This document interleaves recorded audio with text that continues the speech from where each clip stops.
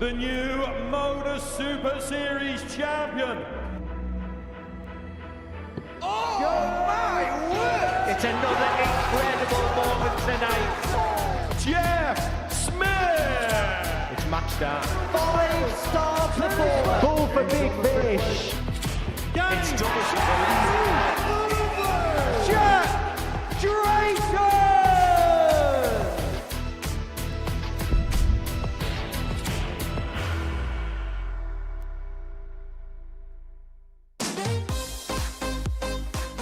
Treble 18, the target. Oh, he stayed there. Double 13, and what an outshot that is by Graham Hall. Takes out the 146. Needs the treble 20. Found. Double 19 for the match. And the match. He takes out the 118.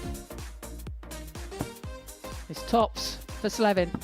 And tops is found for Slevin to take out the 108. Double 12 it is to win the match. And win the match he will, and to win his third game of the session. Game short and the fifth. Well, he's trying his hardest. It's the middle day's worth of action in this Group A here at the Live Lounge Report. So things are very tight and tentative at the top of the table. So moving day is going to be ultra important for all 6 players to find themselves in action. We're at the midway point of proceedings as far as this Group A is concerned.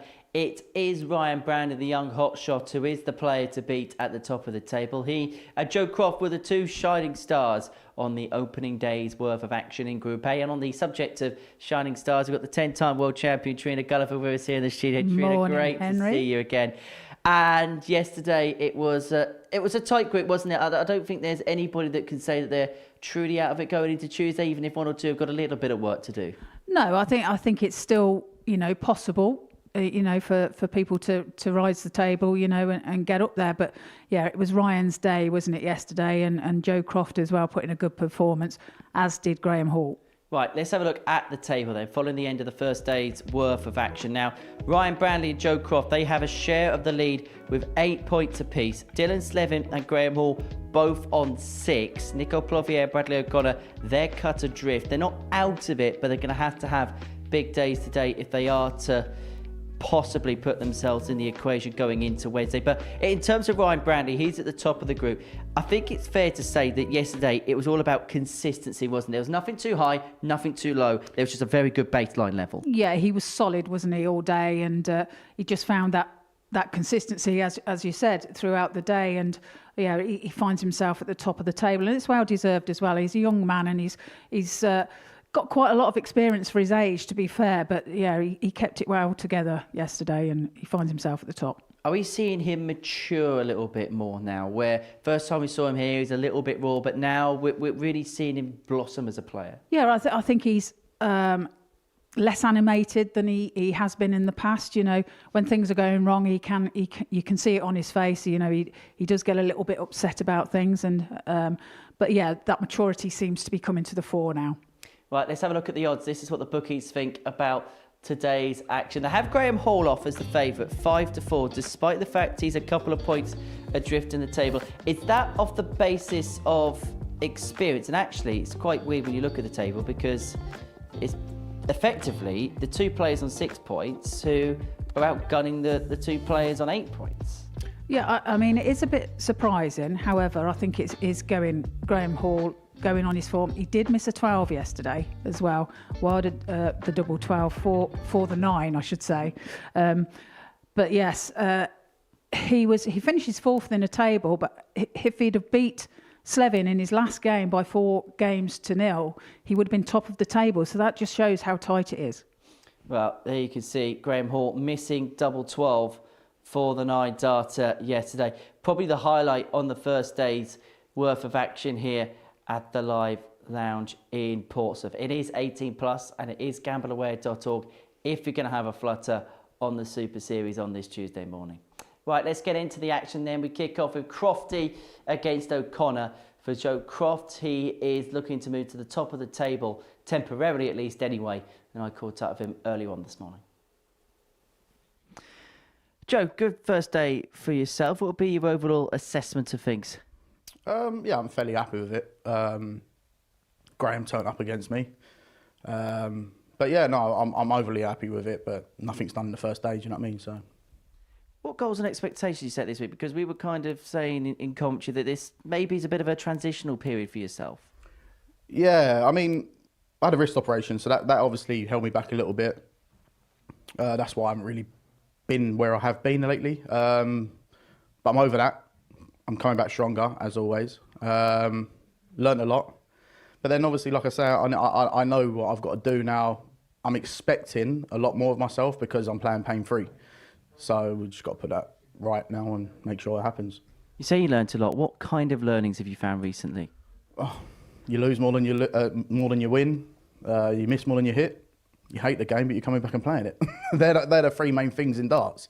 But I don't lose, I learn. You know, I learn from every game that I play, whether I win it or lose it. And no matter how hard the loss is, I learn from it. So, Has running the academy helped it in terms of maybe giving a bit of perspective to the game again? massively, because it makes you realise how far I've came. You know, like it's where you are as a youth player to where you are now. And bear in mind, I didn't really play the game when I was young. Just seeing the kids where their mindset is now to where I am, where I know where I used to be, yeah, massively. Big, long journey ahead of me as well. So, Finally, all about kicking on today? Just carrying on? Yeah, nothing's done the first day, like I said. So, obviously, you lot call it movement day, and it is. So, you just got to see, there's 5 other good players in there, you know, and they can all turn it on. So, Wish you well. Good luck, Joe. thank you, mate. Cheers. And our slot will be commentating over 50 games on this Tuesday here at the Live Lounge Report. So great to hear from Crofty. Ahead of game 1 of the day, he takes on Bradley O'Connor, who was the only player on Monday who didn't pick a point up in Group A. For Crofty, it was a very productive session. 5 games, 4 wins, 8 points to his name. And there seemed to be a calm confidence about him on the opening day. As for Bradley O'Connor, 29 years of age from Hawley in Surrey, making his second appearance here up against Joe Croft, the 33-year-old from Cheshunt, a former weekly semi-finalist, that coming all the way back in Series 7. And it's fair to say that last year's been a little bit lean for him. As he mentioned, there's been problems with his wrist. There's no problem with that man's voice. Nick Rolls, one of the most dulcet tones in the refereeing world, a man who's refereed and presided over a number of World Championship finals at the Lakeside over the course of a distinguished career. But I get the sense, listening to that interview from Joe Croft there, Trina, that perspective is everything, that maybe sometimes when you take a little bit of a step back, it brings you 2 steps forward. Yeah, totally agree with that. 108. Well, he's starting as he means to go on, kicks off with a 180. Yeah, from that conversation, 125. he's very grounded, isn't he, Crofty? He's got a lot. Speaks a lot of sense in what he says. And, 44. yeah, he's very grounded, and like he said, he's learning every game. Everybody is learning on every game they play. I still am. 33. Glenn Durant still is. Scott Mitchell still is. Well, Glenn Durant isn't learning because he doesn't play anymore. Well, he's still learning. 140.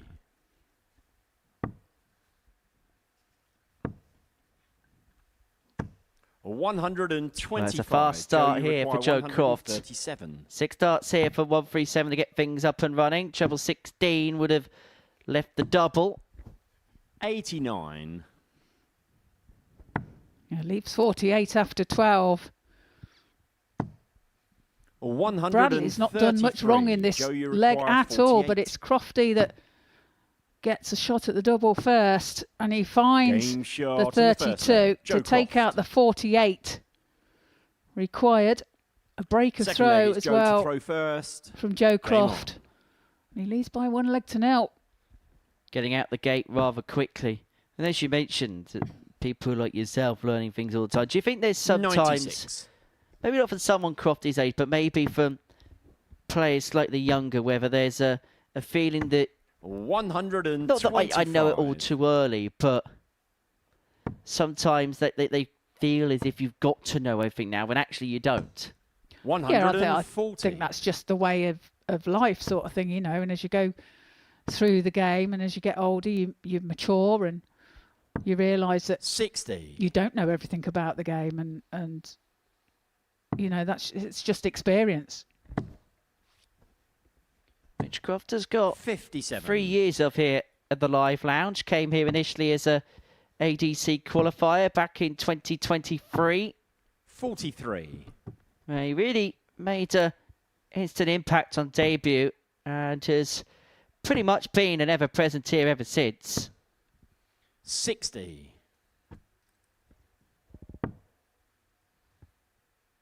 Connor, as I say, making his second appearance. 95. Previous one coming Joe, in you October, require 148. which began the trail for Charlie Manby's success here at the Live Lounge. And Croft again with a bit of time to his side. 6 darts and 148 to double his lead to 2-0. 58.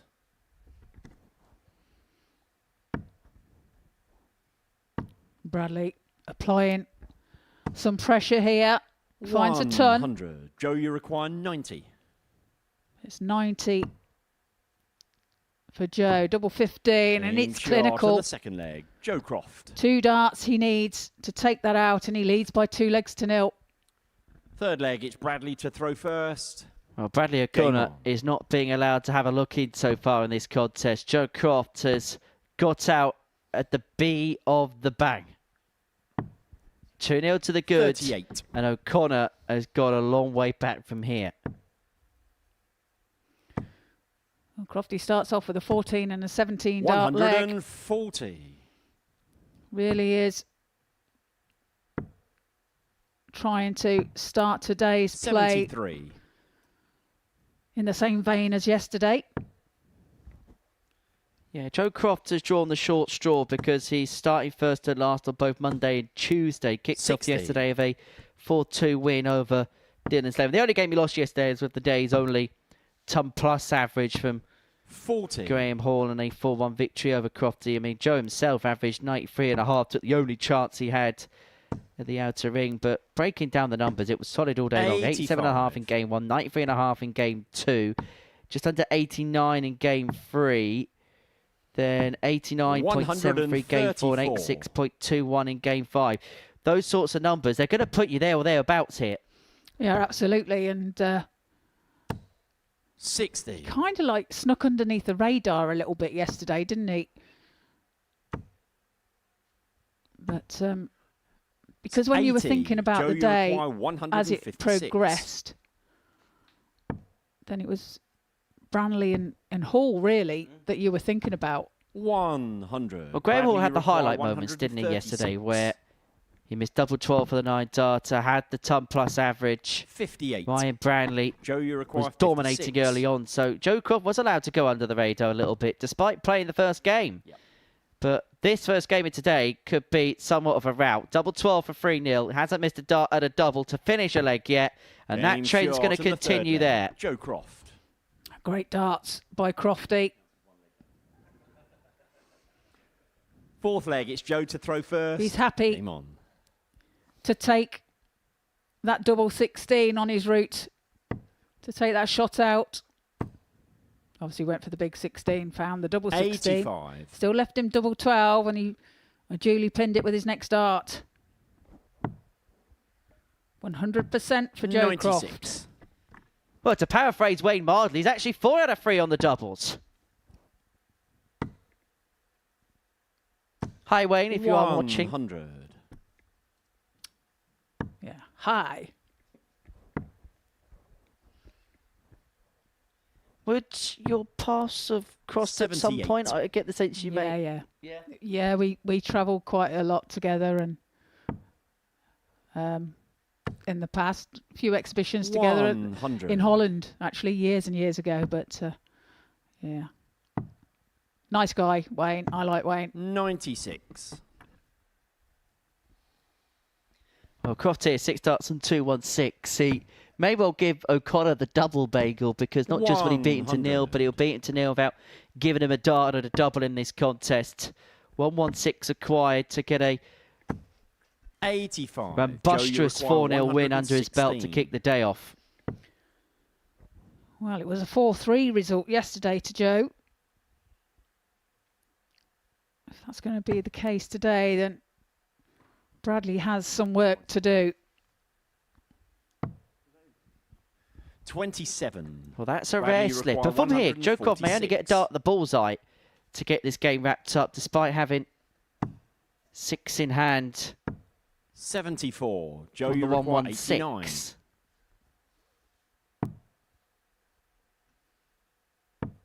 The bullet is, has missed a dart and a double. 64. The first opportunity Bradley missed is one requires to win the 72. contest. Double 12 for Bradley. 48. And he can't find Joe, the you require target, so 25. for a 4-0 win, it's 25 for Croft. Double 8. Double 8 is Game, found shot. by Joe Croft And the match, for a Joe whitewash Croft. over Bradley O'Connor for the first day's play on this Tuesday. Averages 89.95 for Joe, 81.09 for Bradley. And when we come back after the break, it's Graham Hall and Dylan Slevin.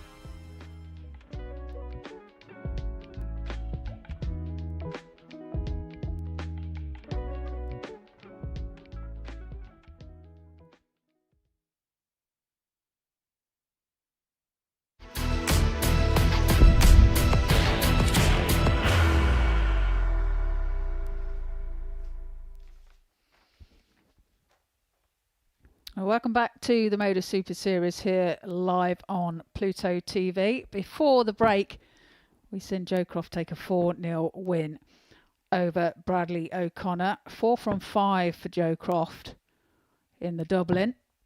And now we have Graham Hall and Dylan Slevin to the Oki.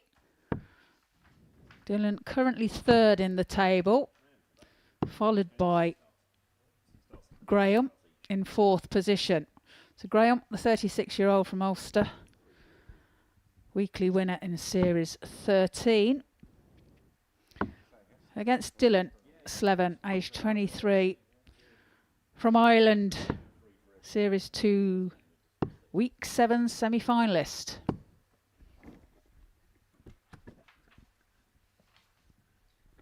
Well, that graphic didn't really do Graham Hall any kind of justice whatsoever, because he's a 3-time weekly winner here in the past. He's up there on the list of the great champions, is G-Man.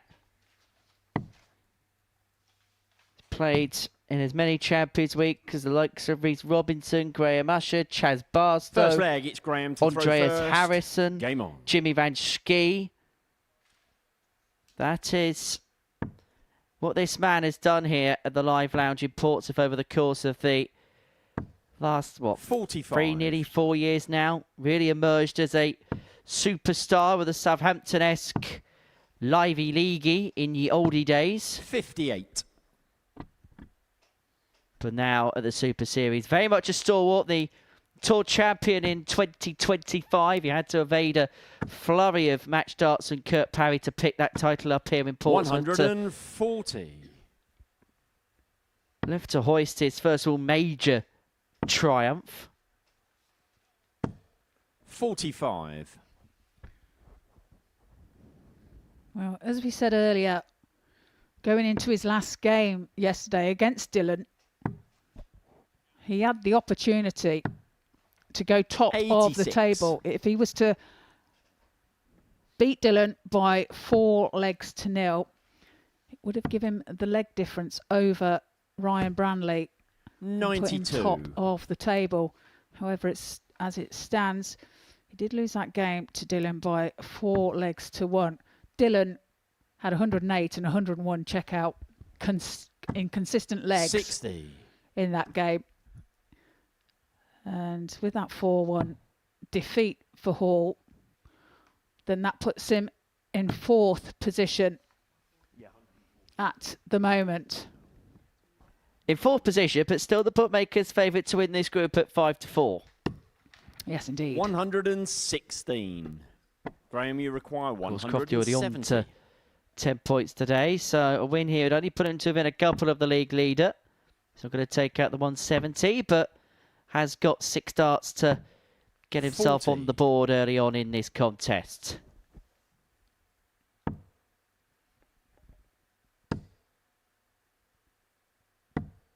$58. Graham, you require 130. 130 then for Hall.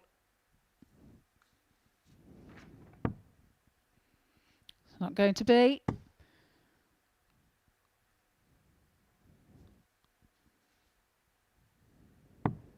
$54. Slevin Dylan, you require has a shot then at the 132.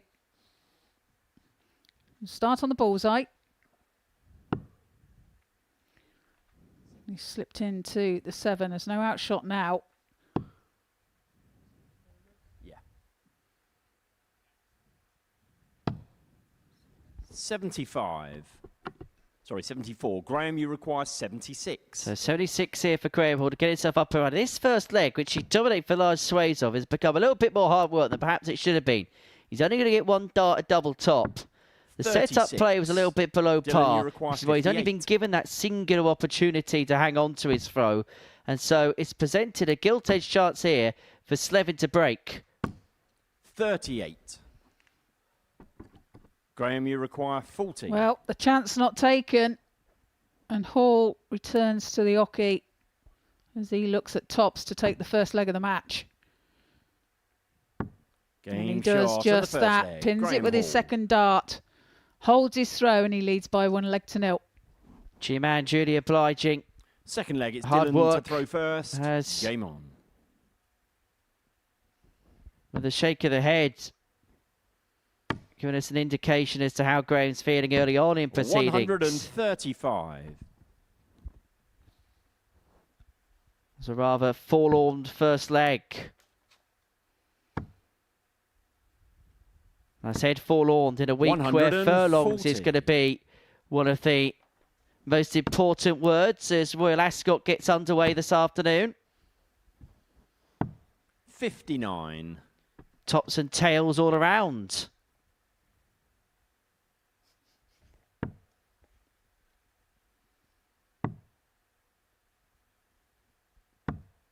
$93. Good last start from Hall. Finds the treble 18.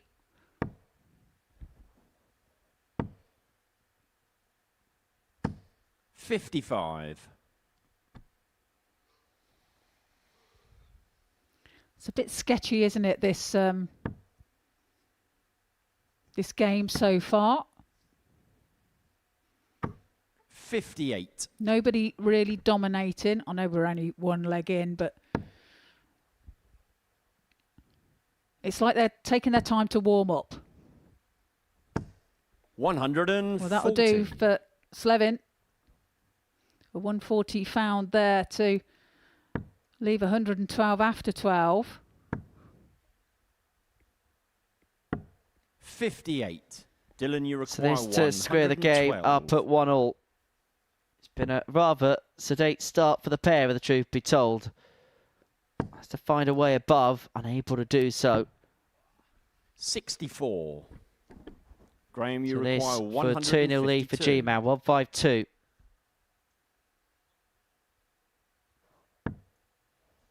Another one of them. Gets it, double 16 for the 152. And a breaker throw, a 2-0 lead and full command of the contest. 120. Well, that's a great effort, Dylan, isn't you it, there require by 48. Hall.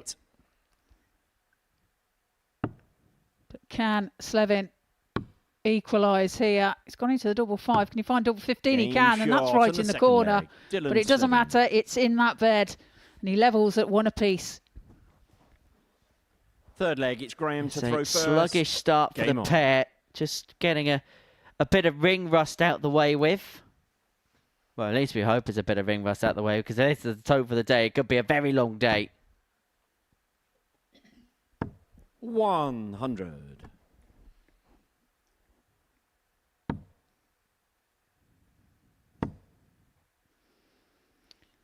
Well, 81. yesterday they both lost their first games of the day's play.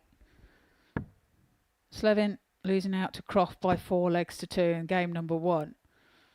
And Hall losing out to Branley 45. in game number 2 by 4 legs to 3. So, could they be slow starters? 125. I can tell you from personal experience, Trina, this Tuesday morning alarm isn't the happiest. And not the easiest to wake up to, mainly because I overslept my alarm this morning. 134. 6:30 was the wake-up time this morning, which, trust me, on a group 100. pay is rather late for myself.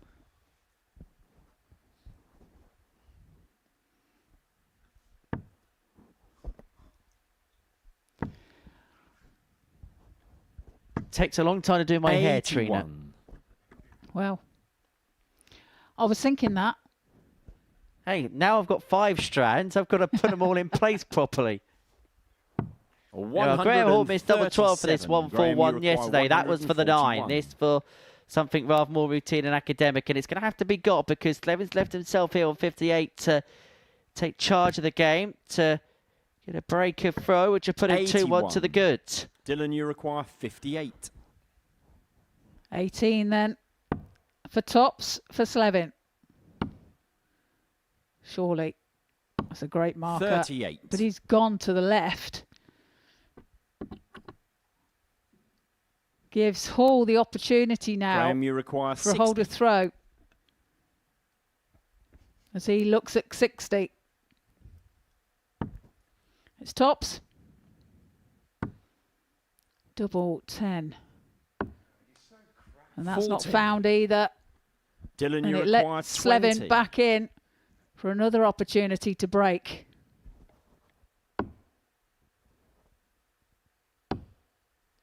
Double 5. 10. Well, Miss Double-itis is an infectious disease, and it turns out to be an epidemic on this stage. Graham, you require 20. Double 10 then for Hall. Double Game 10 is shot found on by the Hall third with his leg. first Graham start Hall. on this occasion. And he leads the match by 2 legs to 1.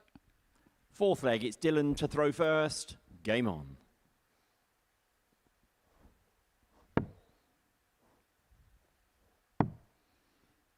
That's a very edgy game, 80. this one. Neither player is really in full flow. But it is Hall that leads. 140. Yeah, 2-1 to the good. I get the sense this is just a game at this point where you just want to get on and win. Forget about the performance and 100. kind of move on to the next. Yeah, just get over the line, isn't it? It's about getting them points and getting as many legs as you can as well, because obviously leg difference may come into play. 96. Well, it will definitely come into play tomorrow, I'm sure. And they may well look back on this game and think, "Oh, you know, if only if I'd have got that 137. leg that I was gifted, then if you like. You know, they may well be looking back and saying, I missed an opportunity there. 171. That is cracking darts by Graham Hall. Well, we asked if there could be a spark, and maybe Graham Hall is just beginning to warm up to the 100. task here. Graham, you 94 require left after just 3 94. visits to the board. Slevin, who remember a few legs ago had an opportunity to really take charge of the game, could find himself 2 behind in a couple of moments. Goes double-double and able to get the first. 54. Dylan, you require 84. That's 81. 32. Hall looking at tops Graham, then you for require a 3-1 40. lead.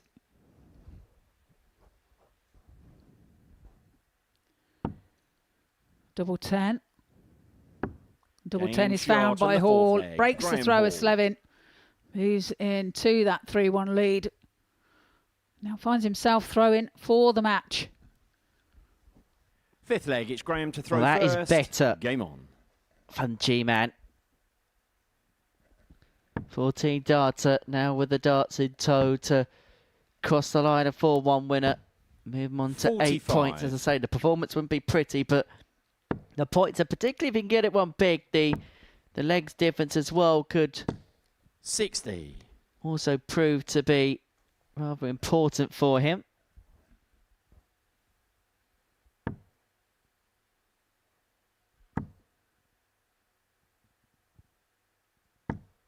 $43. A nice smile there from Hall with that second dart. Found the treble, 1 bed. 60.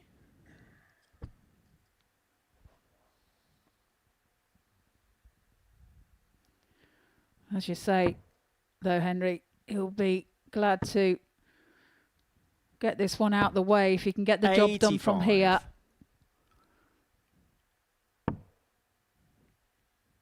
It's not been a great performance. It has got better as the match has gone on. 58.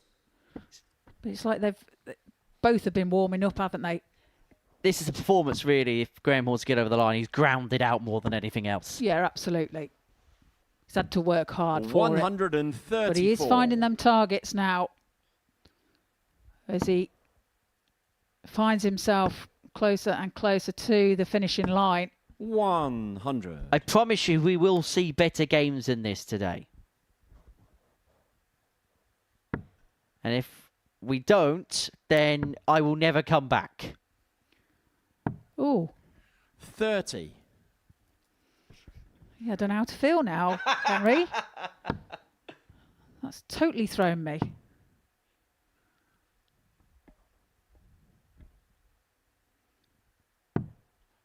$56. Graham, you require 164 to get it wrapped up by a 4-1 scoreline. As I say, it's been far from pretty, but this potentially the full stop moment for G-Man. Was going for 2 19s to leave the bullseye. 47. But again, that Dylan, you setup require play is just a 167. little bit off from Graham. Well, the shot is on. Needs treble 19. Can't find it. Just below the treble. Recovers well with the treble 16 to Graham, leave you top. require Should he return? 117. It's 117 for Hall for the match. Treble 19 now. Would have left tops, but it's Slevin that is coming 57. back. Dylan, 4 you tops require 40. to move within 1. To keep the contest going. Game Going, shot on the going, fifth leg. gone. Dylan Slevin. Back to 3-2. Back on throw. This contest continues. Sixth leg, it's Dylan to throw Slevin first. breaks Game on. straight back. An opportunity missed there by Hall to get the job done. 64.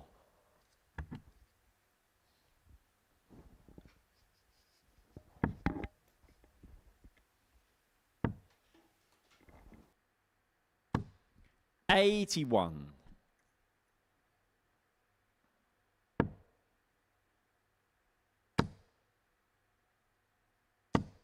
$100.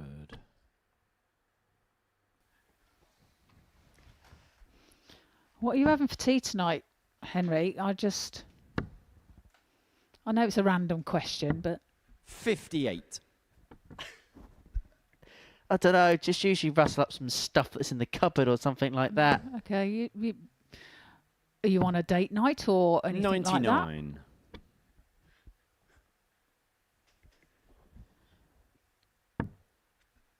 You're thinking of the answer, aren't you? What have I put you on the spot, Henry? Very much so. 100. Very much so.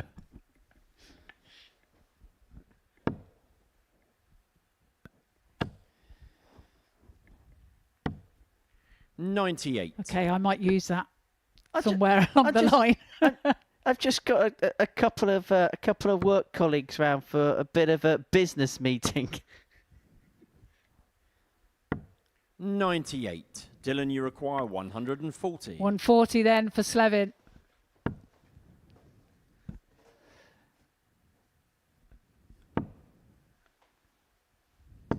One. He does find a Graham, you turn require to leave tops. 164. Outside chance for Hall as he looks at 164. Going the treble 19s route, but not to be. 48. So to Dylan, take you us require to 40. a deciding leg, it's tops for Slevin. Now double 10. Double 4 then. Game Double 4 shot he on the finds. sixth leg. Dylan Slevin. Puts his second dart high into the double 6 bed, but does find the double Seventh 4 and with his final last, leg. and it's a Graham to deciding throw leg first. Game on. that we go into with Hall having the advantage by throwing first. Well, this game now into its 18th minute. 140. Inseparable at 3 apiece. Although, I suppose in terms of the scoreline, there's more action than there was in the Spain-Cape Verde game yesterday. 99. Oh, what a game that was. It was. Well done to Cape Verde. First ever World Cup point. In their first ever game. Nicknamed the Blue Sharks 85. because of the fact that they have so many of them because they're in the archipelago of the Atlantic Ocean. 95. Is that word in the dictionary, Henry? Yes, it is. Is it? It is. Archipelago. Oh, whatever it's called. Well, I have It's- no idea. You could tell me it is, and I'd believe you. It's 45. somewhere on a Word document. That's all I know. Of course, Nico Plovier of Belgium, they were in action last night, weren't they? Drew 40. 1-1 with Egypt in Seattle. Beautiful city, Seattle.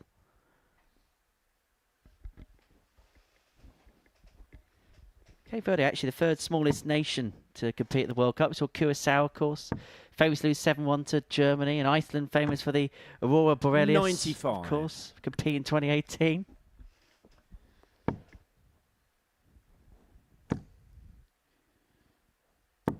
100. Graham, you require 136. Anyway, 136 here for Graham Hall to get this match wrapped up.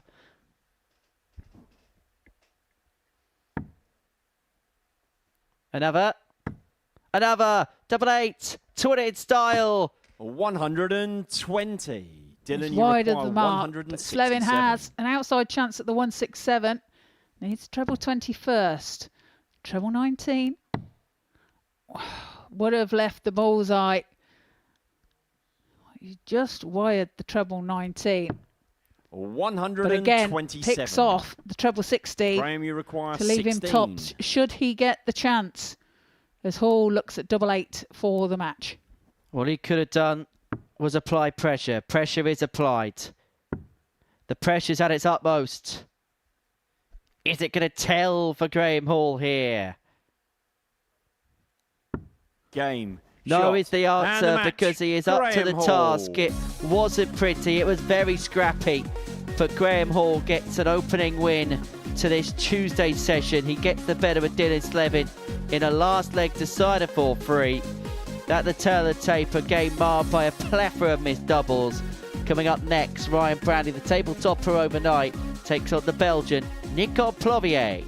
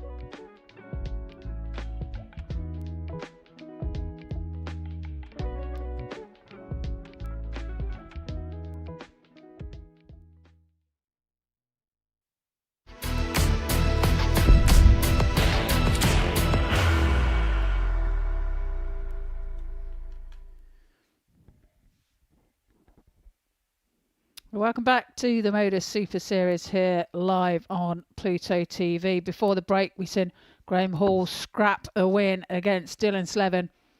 by 4 legs to 3. Now we have Nico Plovier, age 51. The Belgium, second appearance here against Ryan Branley, who currently tops the table, aged 18, Series 11, Week 10 runner-up. A very consistent day for Ryan yesterday. We're hoping to continue the trend today. As for Plovier, sits in 5th position at the moment in the table. 2 points, 1 win yesterday for him. As for Ryan Branley, First leg, it's Nico to throw first. won 4 of his 5 games.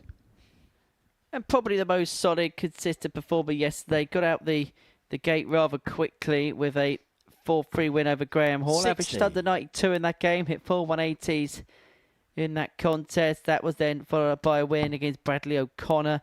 Then another good performance to beat Dylan Slevin again, and averaging excess of 90 45. despite missing 13 darts at a double. The only blemish to his day was a below par display against Joe Croft, where he lost 4-0, but then rectified that by averaging just under 88.5, 4 from 9 on the double to beat Plovier 4-0 in this particular meeting at around about 1 o'clock yesterday afternoon. Nico, his solitary win came against Bradley O'Connor. That came in the opening match of yesterday, so he's currently on a 4-game losing streak.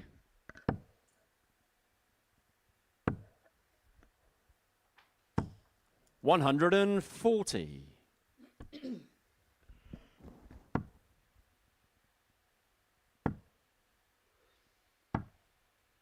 $24.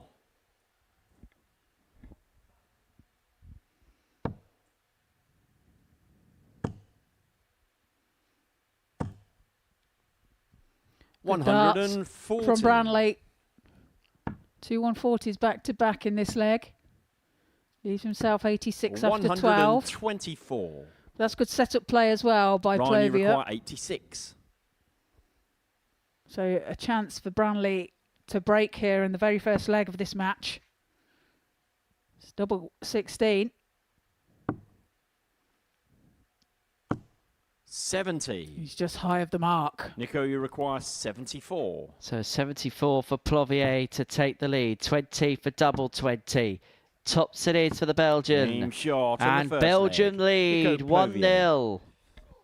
And Nico Plovier is that excited that the dart dropped out the hand, and Nick Second Rolls leg is nearly had a Ryan to foot throw taken first. off. Game on. Bit of an exaggeration, Henry, but yeah, I get your meaning. What do you mean? I'd call the ambulance. 86.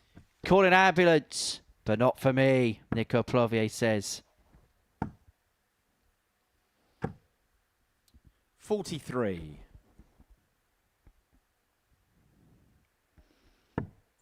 We were saying yesterday as well, Henry, weren't we, that we seem to think that from 96. the last time that Nico Plovier was here, that the speed of the way he throws has got faster. 99. Slightly, but it's definitely faster than he was previously. Yeah, it's almost as if, and we'll have a look at it from maybe a closer up angle as the day develops. 59. But just having a look, he's bringing it back to the elbow and then flicking up. So 99. the movement's just a little bit more fluent. And it's strange because it feels almost as if a component is missing in the throw, which is allowing it to be a little bit more loopy. 100. I'm not sure he's drawing it back all the way, which is why he's bringing it up to that kind of 90-degree angle and then flicking the dart. It's more of a 100. push Ryan, you than require a throw. 160. It's 160 for Branley. Needs another one of them. Can he find tops for a 160? Check out. Yes, Game he can. shot on the second Brilliant leg. darts Ryan by the Branley. young man from up north. Third leg, it's Nico to Levels, throw first. takes out the 160 Game on. and levels the match at 1 apiece. Branley for Blythe, that was sublime. 134. The first real big moment on this Tuesday morning. We've been waiting for a moment, for a spark, for something to really shout about. And that was exactly it. And it's fair to say he was happy about the 160 he just hit. 85. That is the highest checkout so far over these past 2 days. Closest one to it being the 146 from Graham Hall in game number 4 yesterday against Joe Croft, where it's also where he hit the 101.79 average as well, taking the 4-1 win over Joe. Let's have a look at this. 140. There you go, that angle there.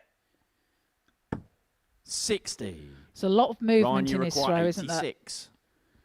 He does tend to rock a little bit. He's a treble 18 now, Branley, but it's not found. 46. Nico, you require 122. So Flavia looking at 122. I went for the 25, but found the 2. Yeah, that's not the play. Not when your opponent's out on top. So you've got to go safe. You've got to go 418 to the ball.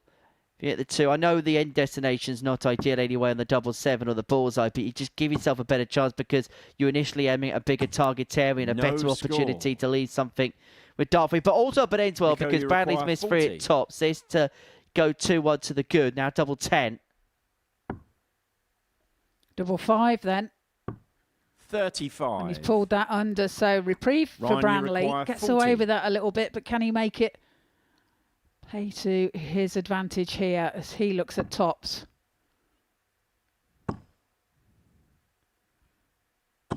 Game shot. It's a good use of the second dart there.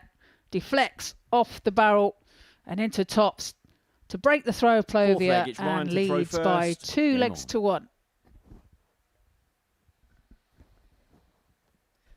Solidly efficient so far from Ryan Branley in this contest.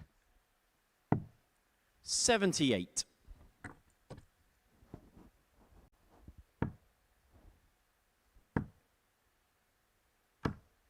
$83.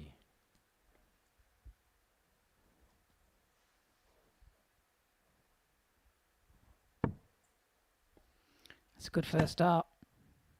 Smack bang in the middle.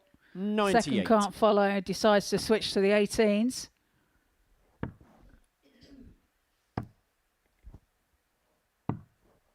$84. And there he says, there it is. I get the sense that he's just getting a little 49. bit hot under the collar because he feels as if there's still a lot more in there. There's a lot more in the tank ready to be unleashed. Yeah, we were saying earlier as well, wasn't we, that he 100 is about his maturity and everything, and how animated he used to be with things, but perhaps he wasn't so animated yesterday because there wasn't a lot of his game that went wrong, so he had a lot to be despondent about as he piles in a maximum there. Maxi to leave 96, and now he really can take control of the contest, and now it looks like he really is going through the gears. But I also get the sense he's the type of player that maybe sometimes needs to get himself a little bit rolled up to bring the best out of him. Yeah, you can see him getting a little bit frustrated, can't you? 76. Nico, you require 134. Well, leaves himself 20. Should Flavia not take out the 134, and he's not going to.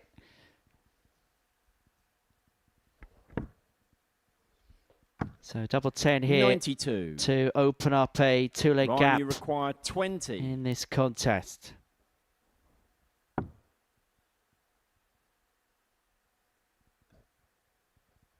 Big couple of moments coming up here. Game shot and the 4th leg. Good use Ryan of Branley. the dart again. Takes a deflection into the 5. 5th leg, it's Nico to throw first. Leads by Game 3 legs to 1. Ryan Brownlee's looking to get riled up to be dialed up. 96. Averaging just a shade over 90. And he knows that, as we mentioned, there's a lot more to come as well. 100.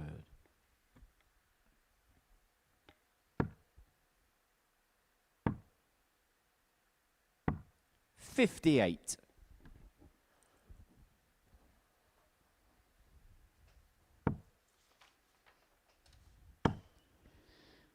Right, his first game 140. yesterday,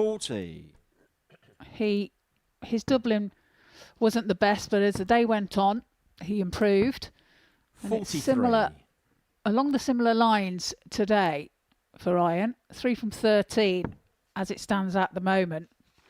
His first game yesterday was 4 from 13. 97.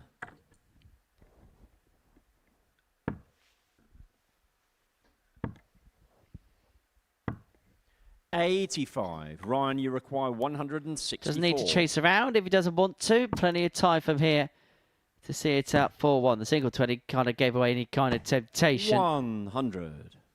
Suddenly 64 after 12.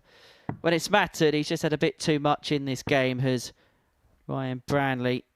59. Ryan, you require 64. Well, if Branley doesn't take this out, well, he's got 2 darts at tops now to do just that for the match. Double 10. 44. He's wide of the target. Nico, you require Clovia 160. has the same shot as Branley had, the 160. Can he do the same? Needs another one of them. It's tops for him as well. 140. And that's just underneath. Ryan, you require Probably 20. couldn't find what Brownlee did early on in the contest, and that could spell the end of the contest, because it's double 5 now for the Northeast man to Game, get over the shot, line of and the 4-1 match. winning for the second Ryan consecutive Brownlee. leg. That double bails him out of bother. It felt like Ryan Brownlee was just doing everything at his own pace in that contest. He wins 4-1. The 160, the highlight. He'll know that he's going to have to improve upon his doubling, but off the mark he is. A 4-1 winner.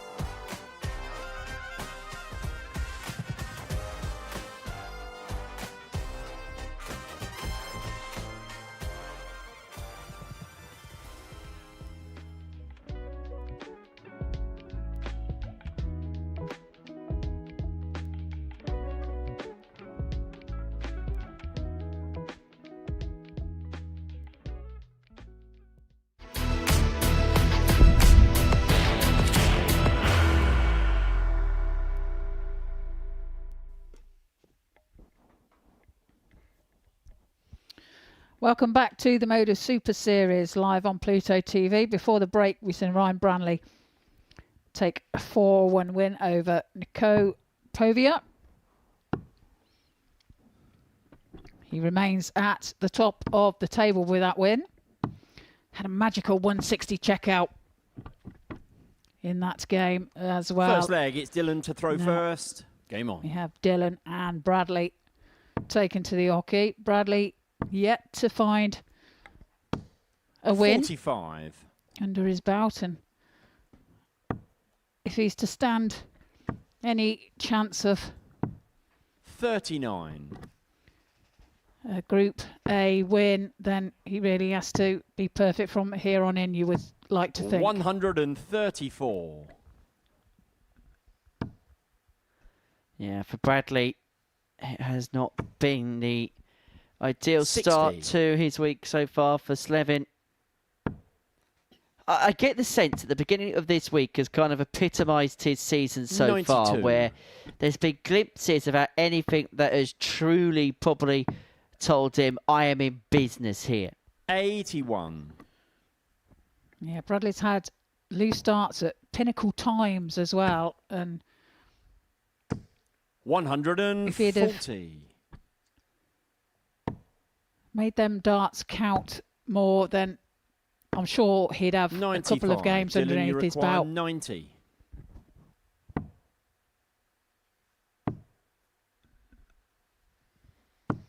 $50.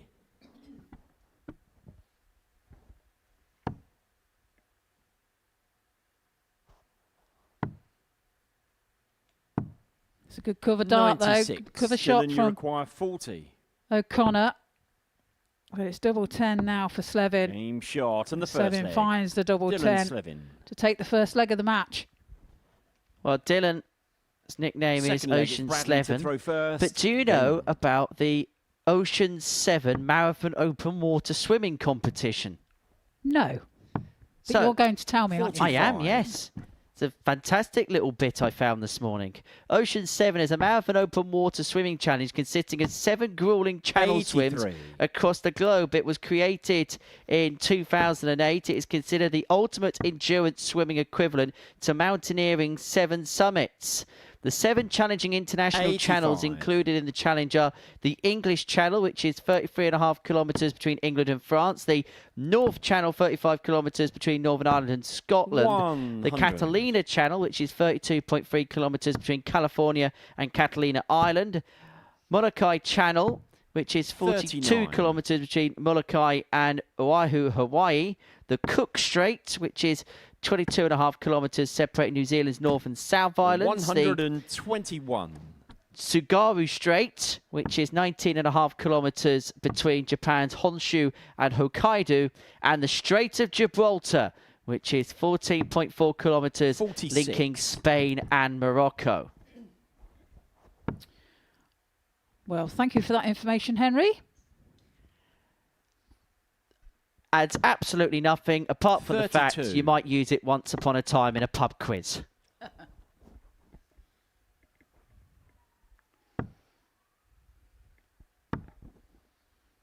We came second in that last week. 66. Did very well for a small team. 95. Now, what can O'Connor do here to apply pressure to the 70 that 85. Dylan, you Slevin require has 70. left?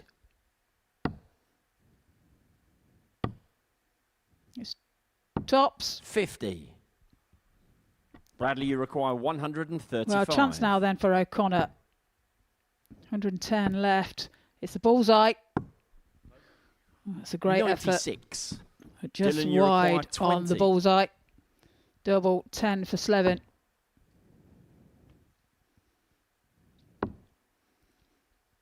It's awkward, Game but he shot finds a in the way second through, leg. Dylan Slevin. and he pins the double 10 for a 2-0 lead. Third leg, it's Dylan to Yeah, throw in full first. control of this Game on. game is Dylan Slevin. Slevin is beginning to feel like he's in tungsten heaven in this game. 56. Through the posts and in. 35. Found a way to the bottom corner. And 2-0 it is. Sorry, wrong sport. 44. There still is bottom corners on a double or even on a treble. 77.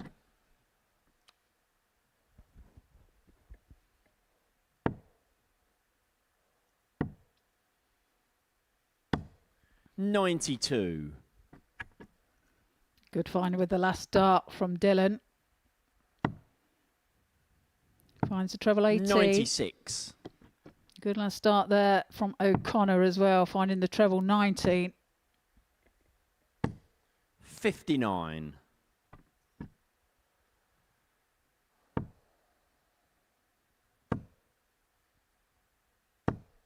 70.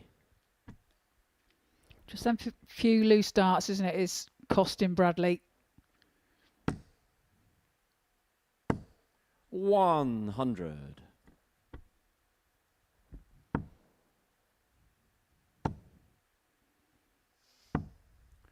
41.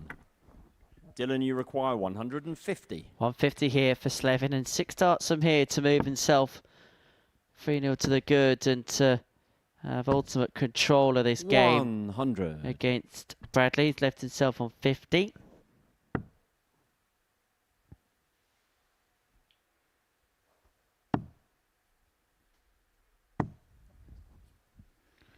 $33. Yeah, Bradley's Dylan, you finding require this hard 50. work, isn't he? It's Slevin that's looking at 50. 10 for tops. Game And shot 10 for on the tops third is found leg. by Dylan Slevin. He leads this match by 3 games to 0. And I suppose the biggest difficulty now, Fourth if you're leg, Bradley it's O'Connor, to throw is to first. Game on. try and not get despondent. But that will be the hardest thing, yes. 180. Indeed, but he kicks off with a 180 there. Hopefully that will give him a little bit of a boost and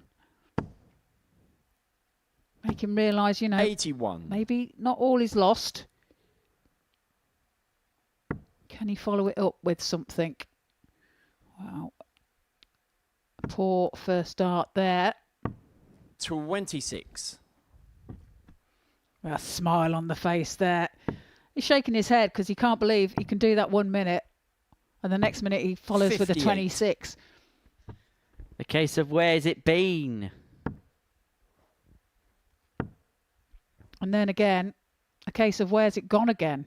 This is the frustrating thing about darts. 11. But it's hard to understand why things are right 1 second or one throw. And it goes so drastically wrong in the next. Without changing anything. You think so, yeah. 44. You obviously are doing something different, but you can't figure out what it is, and that's when it gets frustrating.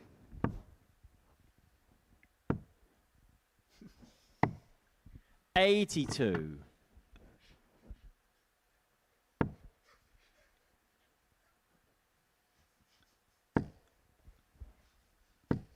140. Good darts from Slevin.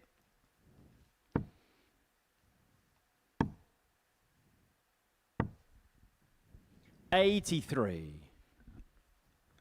O'Connor leaves himself 119 when he returns. 100. Bradley, you require He is 119. under some pressure. And he misses the big 19 area. 66. Well, recovers well with the Dylan, last you require start, but 78. is it too late?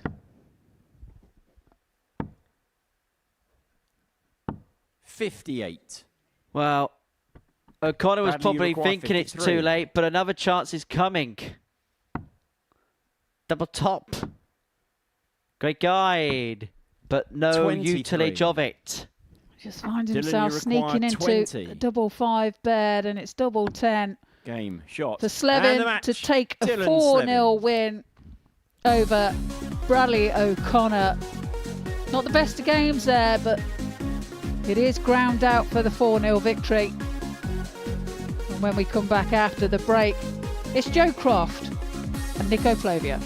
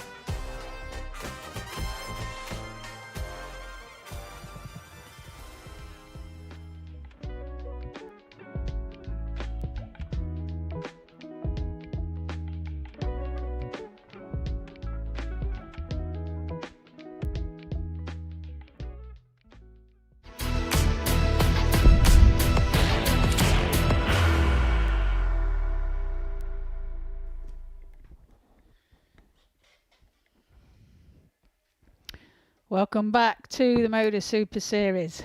Before the break, St Dylan Slevin take a 4-0 win over Bradley O'Connor. Not the best of games, but a convincing win for Dylan.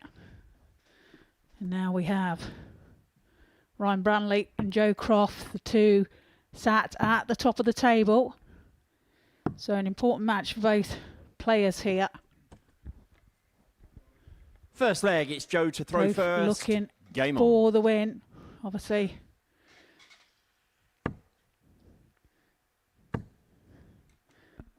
They want to get the advantage. 140. Yeah, you get the sense this is a major head-to-head because we're getting towards that stage now where we're heading to the middle of the group. So these personal head-to-heads, they do carry just that little bit 140. more significant weight. If the winner will move on to 12, not if, when the winner wins this game, they'll move on to 12 points in the group. They'll open up a 2-point gap for themselves, but importantly as well, because of the way the fits have panned out so far, they'll be full clear of Slevin and Hall. Now, Graham still does have a game to play in this round of fixtures. He takes on Nico Plovier in match 6 of the session. But there's an opportunity for somebody just to begin to give themselves a little bit of breathing space. 43.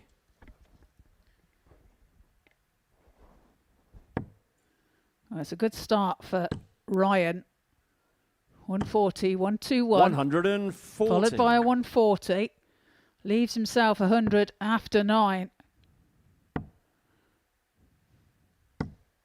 92. Ryan, you require 100.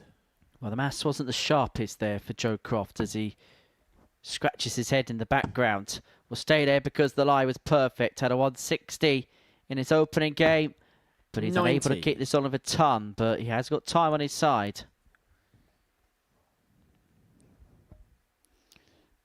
Yeah, mathematical error from Crofty. Doesn't give him 84. an outshot, and Branley Ryan, you require returns 10. for double 5. Game Double 5 is shot on found the first leg. with the first Ryan start Branley. by Ryan Branley. Breaks the throw of Croft. Second leg, it's He Ryan leads to by throw 1 leg first. to 0. Game on.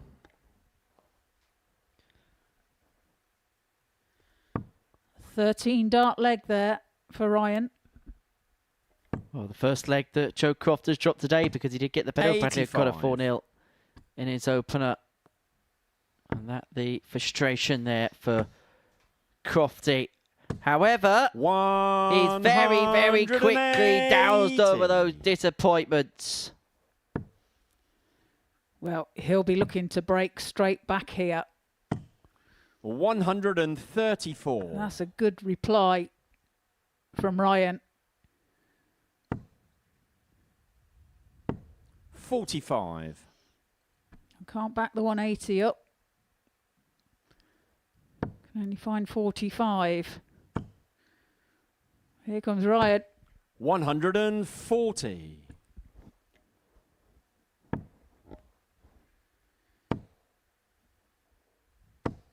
Good find with the last start. Ryan, you require Crofty there. 142. Picks off the treble 20. It's 142 for Branley. Another one of them would have left tops. 82. Well, he's left himself in a decent position. 60 after 12 to back the break-up of the opening leg. 100. Crofty's playing okay, but Ryan Branley's Ryan, you playing require darts out of his 60. world at the beginning of this contest. We know he's got these levels in the locker and he's showing it here. Only problem is because his darts stand up to attention. A dart that close can be awkward. Flight very much obscuring the target. 40. And it does Joe, hit the you flight. require 76. Flex into the 20. Opportunity for Croft then to level here. It's double 10. 66. And his favourite double Ryan, has you deserted require him at the wrong 20. moment. And it's the same target for Branley. And he Game makes shot on sure the second leg. Ryan Branley. he gets it. And he leads by 2 legs to 0. And Joe Third Croft leg, knew it's as Joe soon to as he throw missed that first. double 10, it was Game probably the on. only chance he's going to get to win that previous leg. 58. And of course, he was looking for the breaker throw to break straight back. Bramley broke him in the first leg of the match. And because of that treble start from Joe there, has an opportunity to get the 100. double break and then really have the game exactly where he wants it.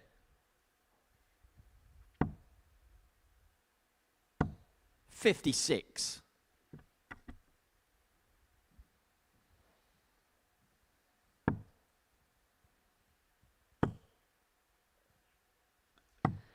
And as the week goes 57. on, we're going to be littered with great talents. We're going to see Joe Hunt, top of the Challenge Tour. He's going to be at the Pro Tour today and tomorrow. He'll be participating in Group B.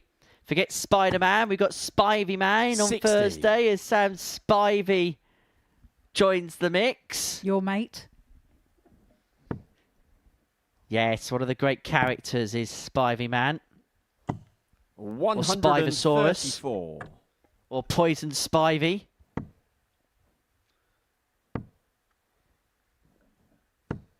$41. Dean Finn's also going to be here on Thursday evening.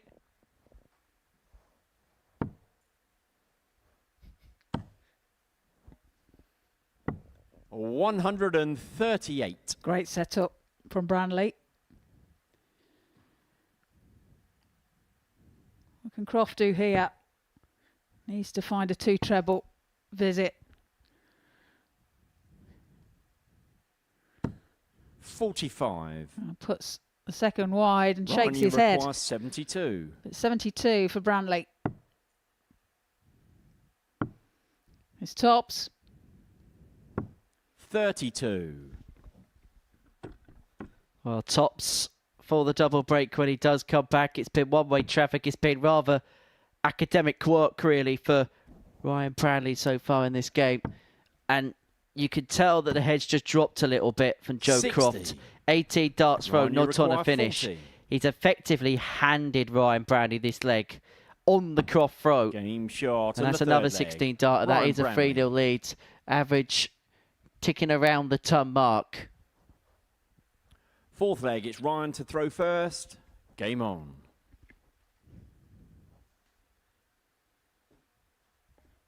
$100.2 because 45 darts for the first 3 legs. 13 followed by 16 followed by 16. Yeah, 3 from 7 as well on his Dublin. Again, it looks like he's getting better on that score as the day goes on, as he did yesterday. Yeah, 4 from 18 on the doubles against Plovier, but 95. never really pushed in that particular contest. As you can see, massive disparity in terms of the averages. Joe Croft was able to keep pace for the first couple of legs, but has just dovetailed since going 2-0 behind. And from that point onwards, it really has been one-way traffic for Ryan Branley, averaging 102.5, and possibly now within 6 darts of getting over the line 4-0. 119.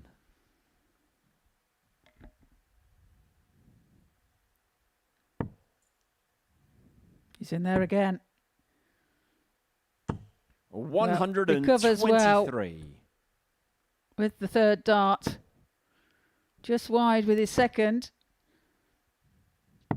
59. 138 then Ryan, you for require Branley 138. for a 4-0 win. Well, he's not going to finish it off with a 138.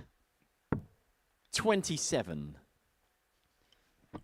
Would have been the greatest 138 that a player under the age of 21 would have ever hit to have won a match. 92. Ryan, So you 111 100 to get the job done. Average just dropping underneath the ton. He won't care about the average. He'll care about the manner of performance, the manner of result that he's seemingly about to put in. Joe, you require 136. This was a 4-0 win for Joe yesterday. Is Branley going to return the favour when he returns for 56? 82. Ryan, you require 56. To wrap it up by a 4-0 score, Ryan Branley to really take a stranglehold at the top of this Group A. Game, shot. Takes out the And tops the and match. takes out Ryan Joe Branley. Croft to 0. That was brutal from Branley. It was brilliant from Branley. And it sees him at the summit of Group A with a 2-point gap. Average in the end, Just over 95. It's around about the time for the most part. Joe Croft was unable to keep pace. Branley 4, Croft 0. Branley 2 points clear at the top.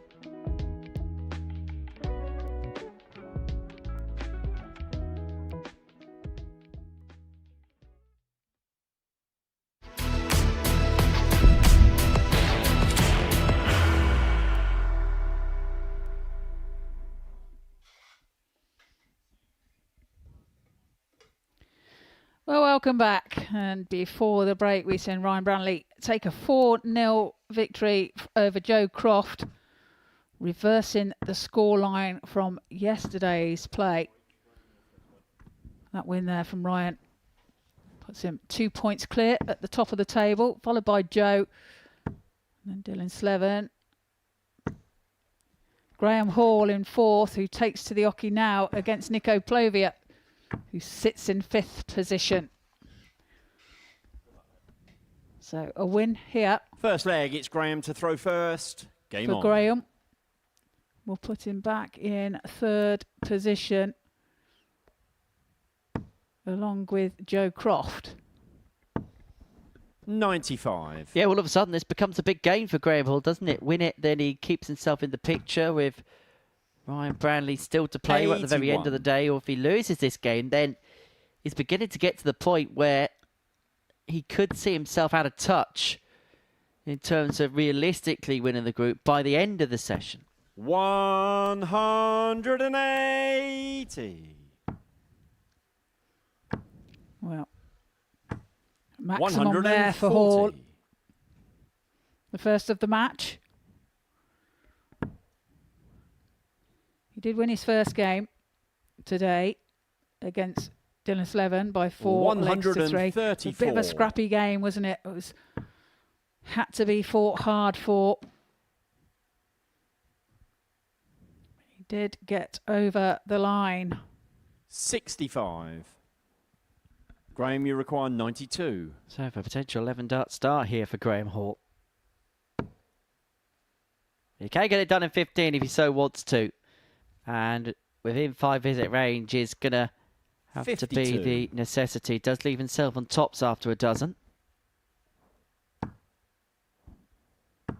100. Graham, you require 40. Good ton there from Plovia. But it's tops for Hall. Game shot. Tops is found leg by Hall. Graham Hall. To take the first leg of the match. Tops was screaming for Graham Hall. Second leg, it's Nico to throw first. Game on. His second match of yesterday's play was where he hit the 101.79 average and the 146 checkout as well. So if things are going to go the same as yesterday, this has the potential to be his best game of the day. Started off with a 13 darter. What can he do from here? 57.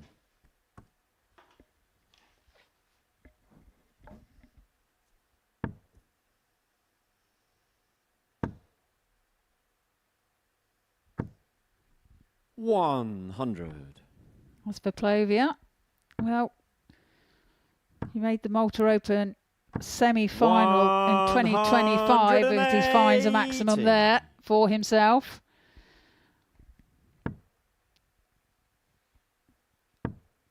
Played the ADC Globals in 2025 here as well. 100. And has played the World Masters in 2024. 140. That was in Budapest in Hungary.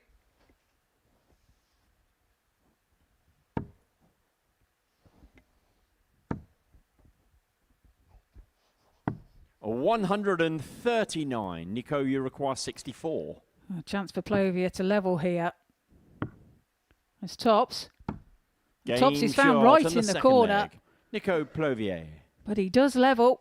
A hold of throw for him. But it's 1-1. Third leg, it's Graham to throw first. Game on. 15 dart leg there for Nico Plovia. That first treble sat perfectly for G-Man. 140.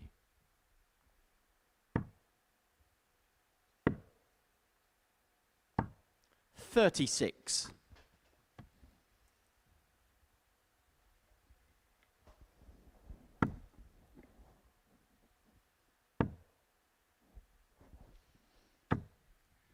$43. It's Plovia's second time here at the Modus Super Series. His first time was in Series 49. 13, Week 4, where he also played in Group A, finished 5th in that group. And of course, finishing 5th means that he went on to 78. Group C.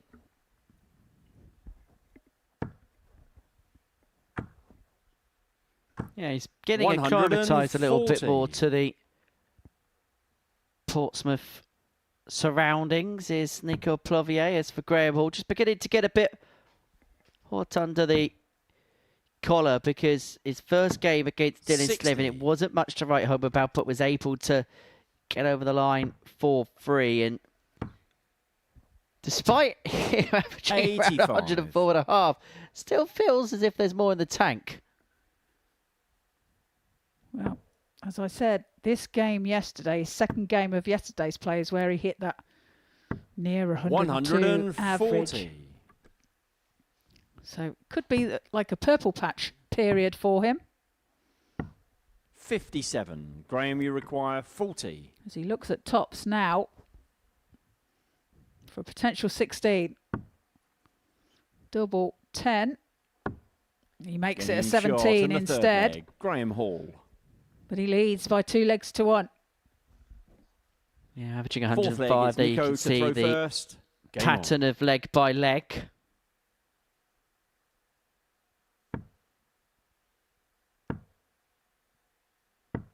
100.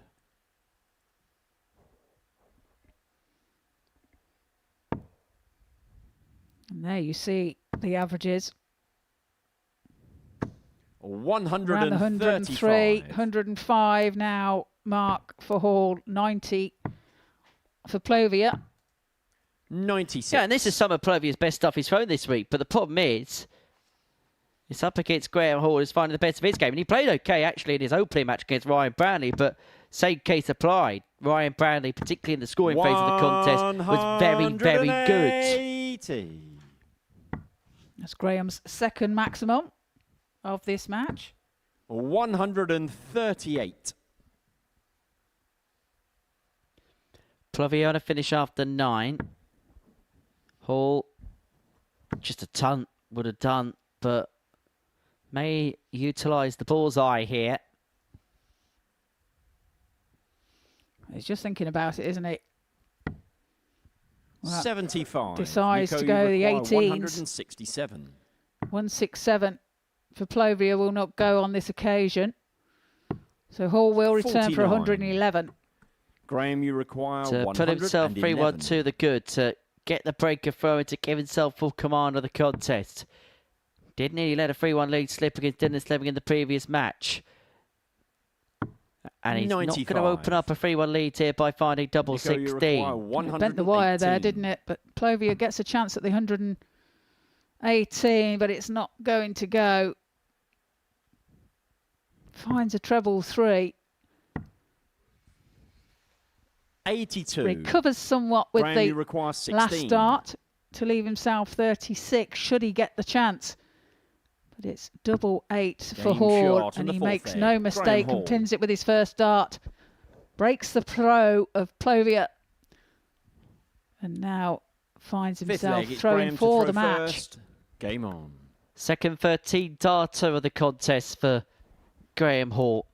Much improved following his opening display, averaging just under the 106 mark now. 100. He's the proprietor of the only Tub Plus average so far this week, which he hit in his second game yesterday, 44. the 101.79, which he got against Joe Croft. Ryan Brownlee was very close to a ton plus average, bar a few missed doubles to win the match. Probably would have had something over a ton himself against Crofty. But 100. it's fair to say, Trina, has been the performance of the week for many players so far. It has indeed, and can he continue that 93. to get a 4-1 victory here? If he continues in the same vein, then he's looking to better his average from yesterday. 60. Only finds a 60 on that occasion.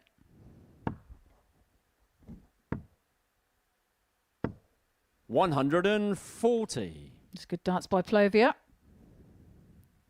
Scrap it away, and you've got to give him full credit for that. But I just get the sense that's something that's just within his DNA anyway. I never say die spirit, I never say die attitude. 140. Well, that's the reaction from Hall from his previous throw. 100. Graham, you require 101. He looks at 101 now to take the match. Well, the 101 combination is going to go to win the match. 49. Plovier looking at 1-2-4 Nico, you to require save it, to bring it back to 124. 3-2, and then 2 return the game to throw. Goes to 14s first. 92. Very much a lowland route that for the 1-2-4, going with the 14s at the Graham, first you start. require 52.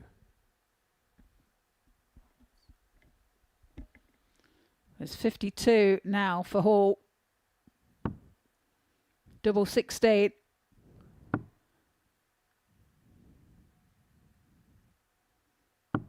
And 36. he's on the inside of the wire. Nico, you require 36. Double 18 then for Plovia.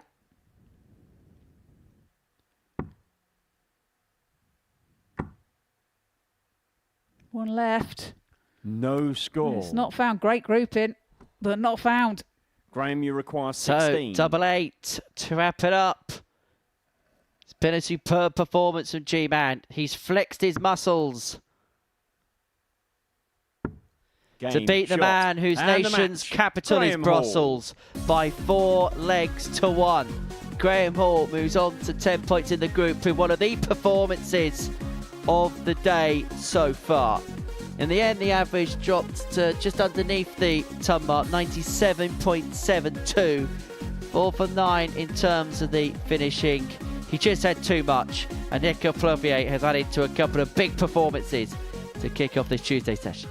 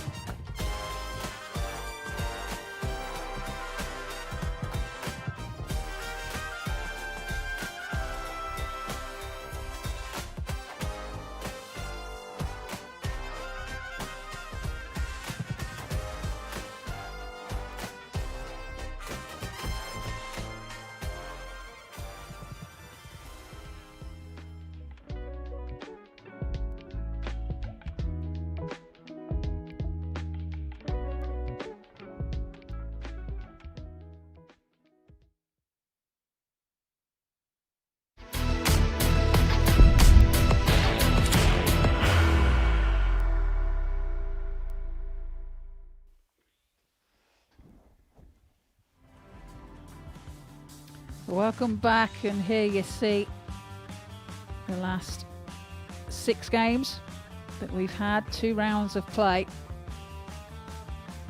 this Tuesday. The table shows who's at top. Ryan Branley leads with 12 points. Graham Hall and Joe Croft on 10.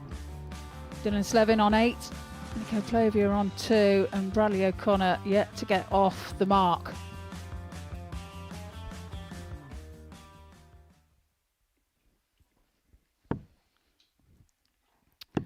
Now, Ryan Branley and Dylan Slevin take to the stage.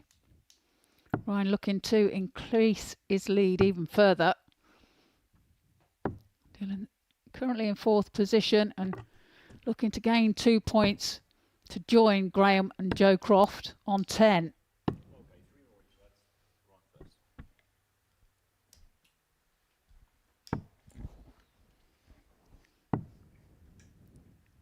So Ryan got off to a good start. Having wins over Nico Plovia. 4-1. First leg, it's Ryan to throw first. And then a 4-0 win over Joe Croft, who beat Branley himself by the same scoreline yesterday. 91. So he's looking good. And if he can continue 96. the form that he's doing so far today, then he's going to be in good stead going into tomorrow and for the rest of the day. 95. As for Dylan Slevin, his first game against Graham Hall 59. was a 4-3 defeat for him. His second match against Bradley O'Connor was a 4-0 victory. 59. 4 from 9 in that contest. Yes, we're at the stage of the group where we may well be 134. separating the contenders from the pretenders.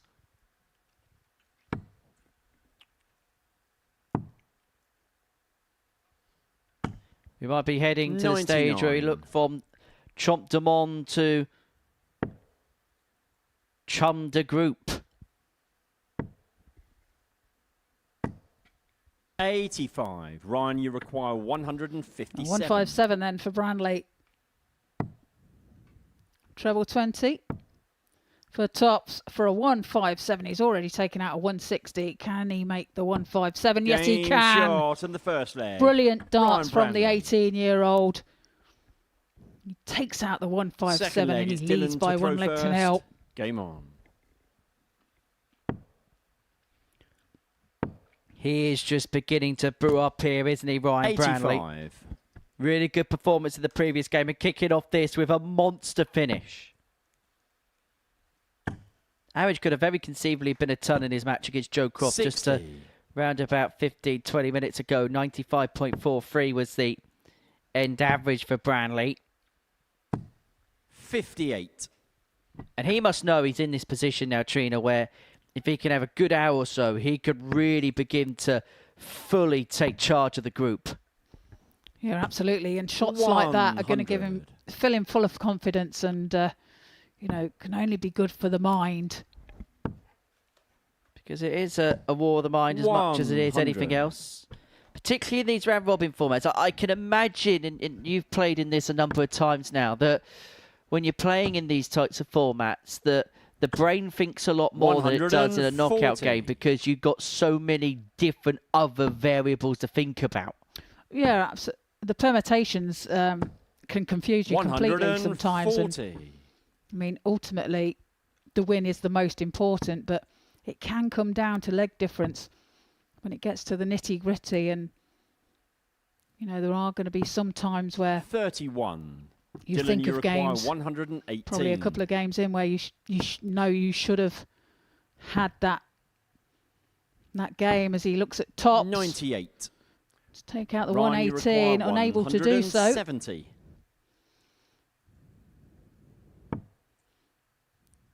Well, I was just thinking he couldn't, could he?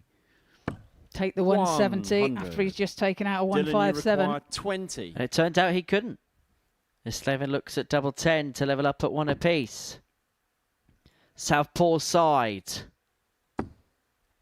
Game shot. And this in game the is second back on leg. terms. Dylan Great dart, Slevin. moves across the hockey there to find a way through and just to open up that angle Third leg, slightly. it's Ryan to throw first. Game on. And he levels. Well, that's just the second leg that Ryan Branley has conceded on this Tuesday morning. Such has been his 58. dominance so far. 4-1, 4-0. His opening couple of results. 100.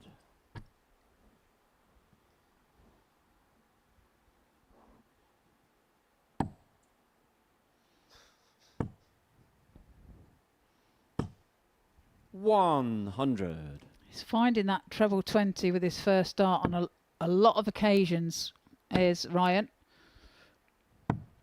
137. Good reply there from Slevin.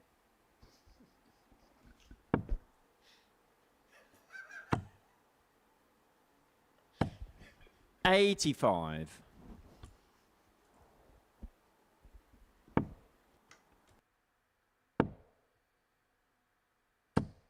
100.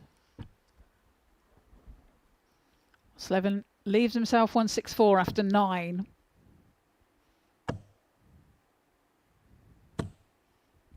That's great darts by 140. Branley, Dylan, though. you require 164. To put the pressure on. The 164 will not go. So Branley will have a pop at the 118. 58. Ryan, you require 118. Needs a treble 20. Double 19 then for a 118. 99. Just high of the target. Dylan, you require 106. Similar occasion for Slevin. Single, treble, double. So he's unable to get the treble with either dart 1, dart 2. So Branley back for 19. Ryan, you require to go 19. 2-1 to the good. Well, slip there.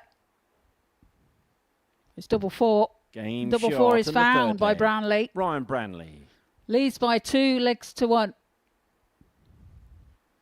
Fourth leg, it's Dylan to throw first. Game on. It's a good game, and it's a game that's certainly got legs to it. 17 dart leg for Branley there. Averaging 91 plus. Against Dylan's 89 plus. And possibly this game is about to blow up. 58. Well, the first 180 of the match there by Branley. 57. And aim for the follow-up of a big treble. Slevin with, even a ton keeps him interested. Ton 40 maybe gives him control again. 85. He was unlucky there. Took a deflection, didn't it? Finds the 5 bed instead of a 20 bed even. 60. But only 60 for Branley. Tunley Slevin first to a finish. 2 trebles, leaves himself in control of the leg. 40. Forces Branley into something. Forces him to hit at least 1 power treble. In which he finds with the last. Both players in similar 100. situations. Treble, single, double, the Dylan, you combination. require 118. Needs treble. Can't find the treble. 58. So Branley will get a shot at the Ryan, you require 104. 104.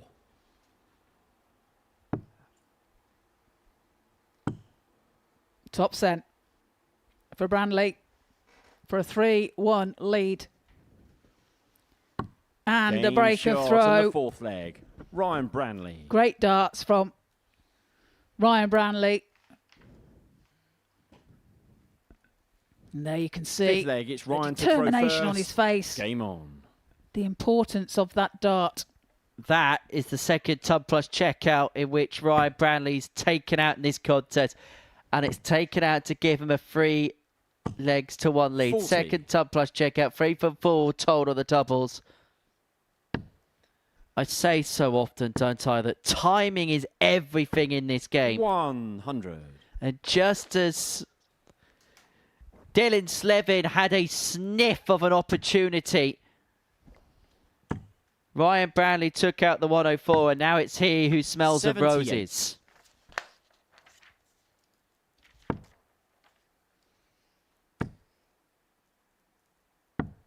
A 134.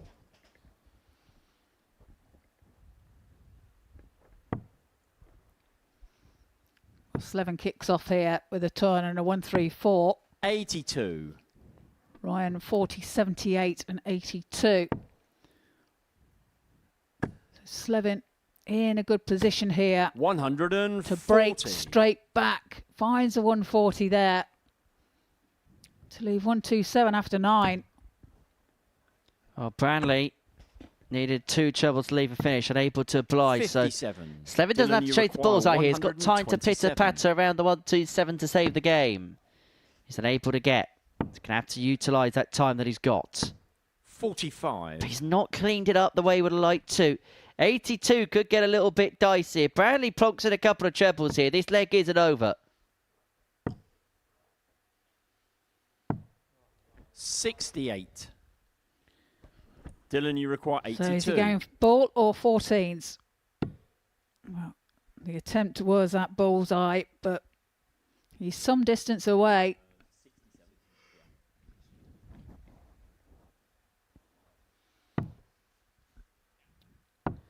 Can't find the treble 17 either. He will return for tops though. Under what pressure will he be? 100. Dylan, you require 40. Tops for Slevin. Game short. And Well, the that fifth leg is almost as Dylan perfect Slevin. a dart as you could place in that target.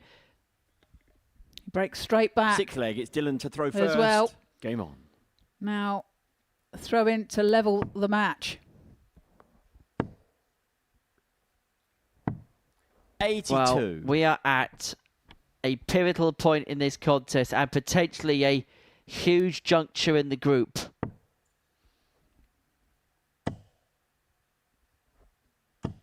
$95.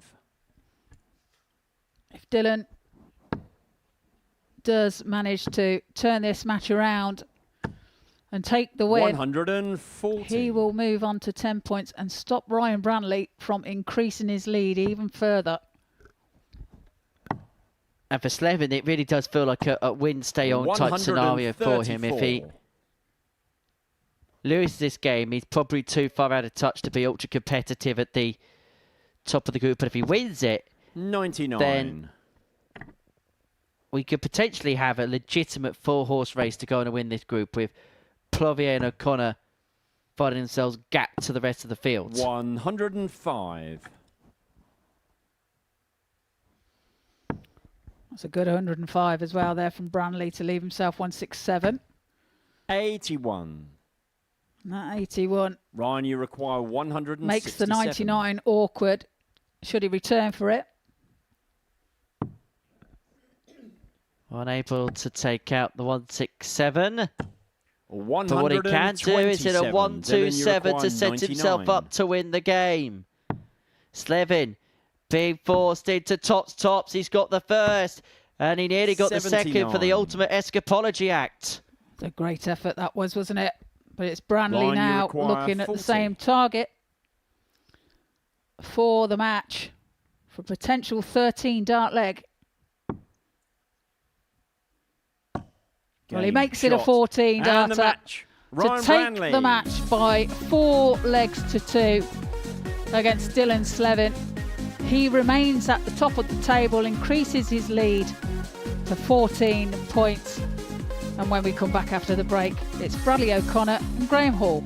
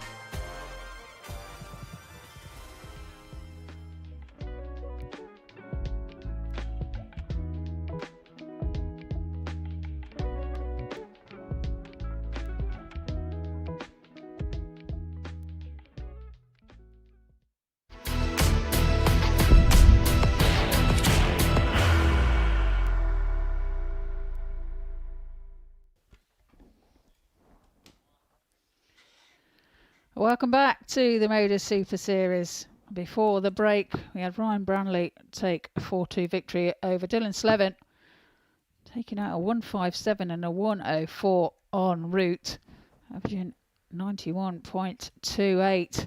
4 from 6 as well on his Dublin. Good match from Dylan as well. 2 from 5 on his Dublin, a 91.70. Now Graham Hall takes on Bradley O'Connor. Still yet to get off the mark. And Graham Hall currently sat in second position. First leg, it's Bradley to throw first. Game on. Just above Joe Croft. 57. Are we getting to the stage of the group now where we look at Bradley O'Connor as the spoiler because he is adrift, still looking for that first win, but by and large, exception of Nico Plovier, whoever he plays, he is looking to disrupt their chances.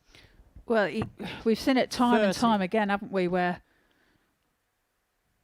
they've kind of like relaxed, and when you've got somebody on no points at the bottom of the table, you're automatically psychologically going up there, subconsciously I should say, going up there expecting to win, and it can shoot yourself in the foot sometimes because you tend to relax a little bit more and think, you know, if I play,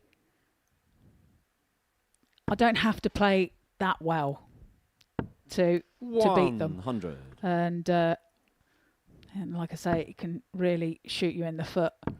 One good game from Bradley 83 can make the difference and do damage. Lurking danger ahead for O'Connor as Hall here finds himself on a finisher. O'Connor needs 2 trebles to do something of a similar suit. 140. Good darts from Graham, O'Connor. you require 146. Stays with Hall. He took this out yesterday. Can't do it on this occasion. 105. However, Bradley, you require 154. leave himself 41. Should the 154 not go in, it's not going to. 60. Graham, you require 41. So this, for the break-in for early control of this game, it's double 16 for Graham Hall. 25. Bradley, you require 94. Chance for O'Connor. 44 left. It's double 16, 1 dart. 62. Can't make it count, so Graham, you require Hall 16. returns for double 8 himself. To take the lead. Game shot. And the first leg, Graham Hall. In is in, and Hall leads by a leg to 0. Second leg, it's Graham to throw first. Game on.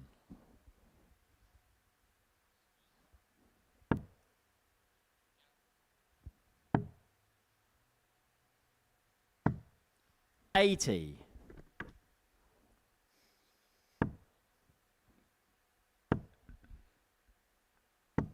43. Just the wrong side of the treble 20 bed there for O'Connor. And that's the sort of shots 100. that he's been unfortunate with. Just going the wrong side and a few loose darts at crucial times.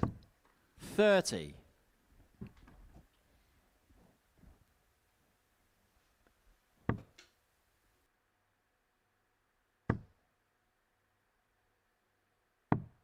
67.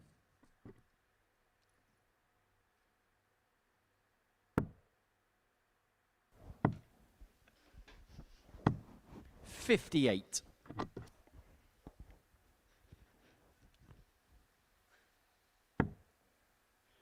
'Well, Hall here has got all the time that he wants to Go 2-0 to the good. 123. Not quite got the skip and bounce in his step that he had in his previous game against Nico Plovier, where he averaged just underneath the 98 mark. But 69. I'm just getting the sense Graham, that, you require just based on the games he's playing today, 131. he's playing to a level that he has to play at to get the results.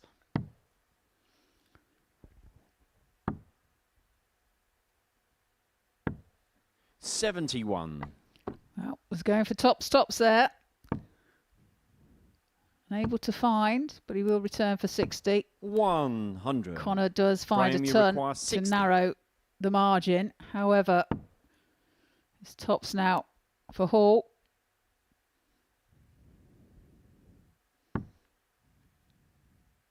Double 10. Double 10 is found by Hall to lead Graham by Hall. 2 legs to 0. Well, he said before the week was starting, Third leg, it's Bradley he to felt throw like he was first. searching Game for on. something in his game. He didn't feel like the last 3 months or so he's been in the best possible place of the sport. Form maybe just dovetailing a little bit. He was looking 61. to rekindle that fire and spark again.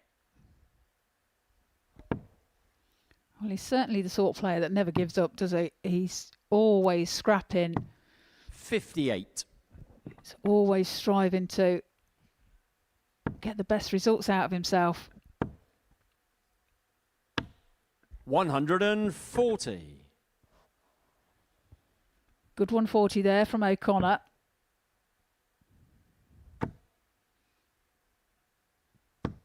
$140. Graham Hall follows with the same. 45.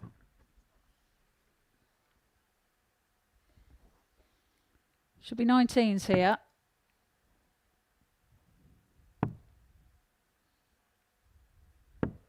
$98. Picks off a treble with the last just to keep himself interested. Treble needed to leave a finish. 60. And so Graham Hall again has overturned the throw here. 6 on 205 to put himself free to the good and to within a leg of a commanding win. And we mentioned earlier on, didn't we, the importance of all that leg 130. difference could potentially play in this group. If Graham Hall can round this off to nil off the back of a big win against Plovier in his previous game, 59. he is doing that particular Graham, you department all require sorts of favours, 75. as well as tick along with the points total.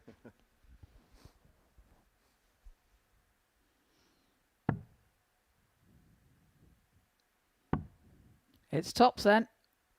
And tops is Game found. shot and the third leg. Graham Hall.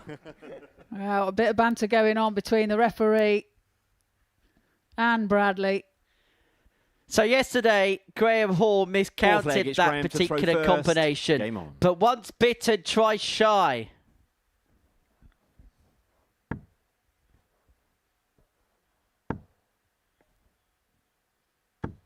All's well but ends well. 180. And with a double break in hand, he kicks off leg 4 for Max. 99. Even Bradley in the background couldn't help but smile. 97.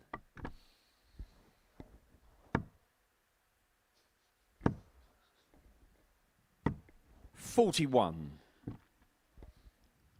180, followed by 97 for Hall in this leg. 100. Followed by a ton.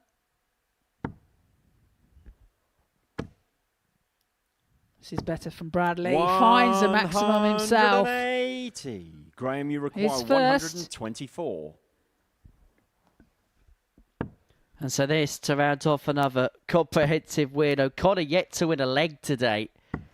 56. It has been a bit of a disaster on this Tuesday, if the truth be told. Graham Hall 68 points away from wrapping up a third consecutive 4-0 60. victory. Graham, you require Well, O'Connor 68. unlucky not to find more from that visit, but it's 68 now for Hall.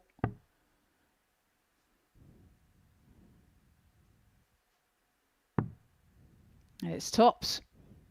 And Game, tops shot, is found and the and match. pinned Graham Hall. by Graham Hall, who takes a 4-0 win over Bradley O'Connor who is yet to get off the mark. Averages there, not the best for Bradley, 72, and 88 plus for Graham Hall. 50% on his doubles though. When we come back after the break, it's Nico Plovia and Joe Croft.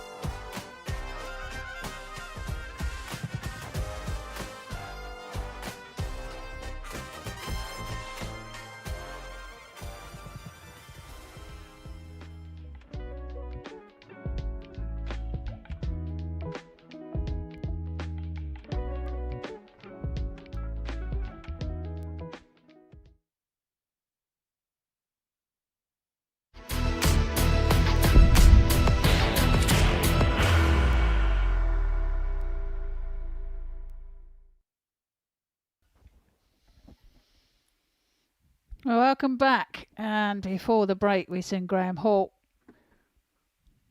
win 4-0 over Bradley O'Connor. 4 from 8 in that contest. And now it's Joe Croft and Nico Plovia. Joe currently in third position on 10 points. And Nico on First leg, solitary it's Nico to 2 throw first. points. Game on. In position 5. So an opportunity here for Joe to move level again with Graham Hall. 131. On 12 points. Ryan Branley clear on 14. 140. And because of the way the league table now lies, Dylan Slevin looks like any sliver of hope has been eliminated. If Joe Croft loses this game, then he can find himself with an uphill task.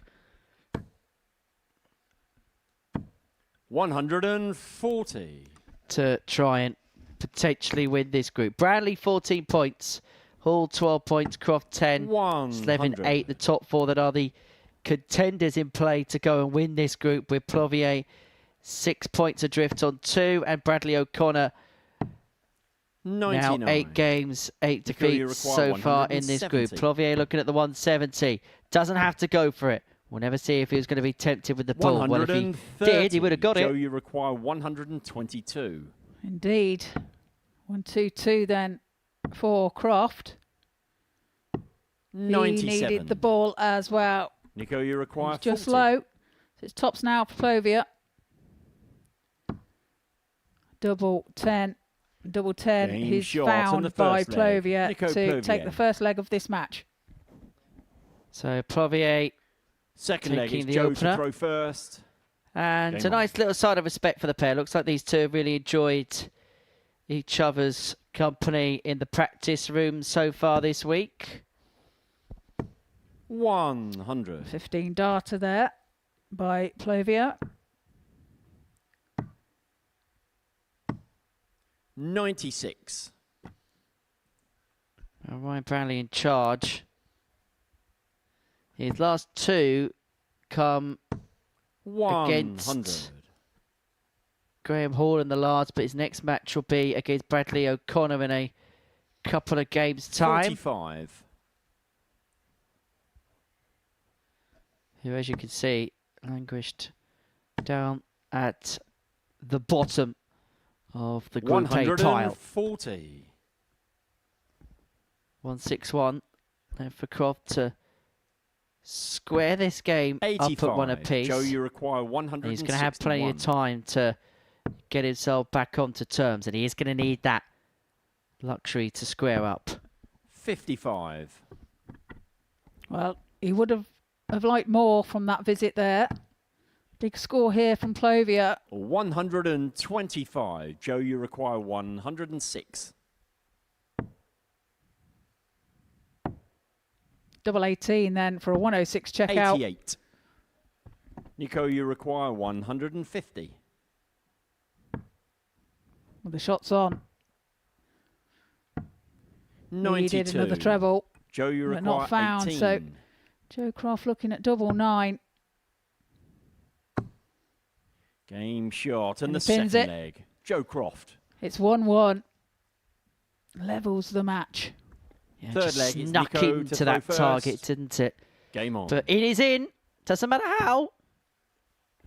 How? As long as it's in. 81. Gonna have to go and grab a fisherman's friend in the break tree, I 50. think. Really?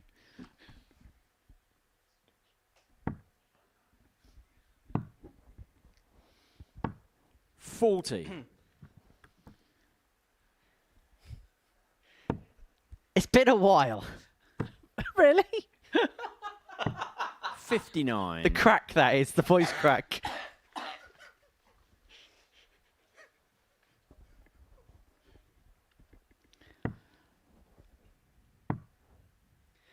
I've commentated every 81. single one of the last 11 days.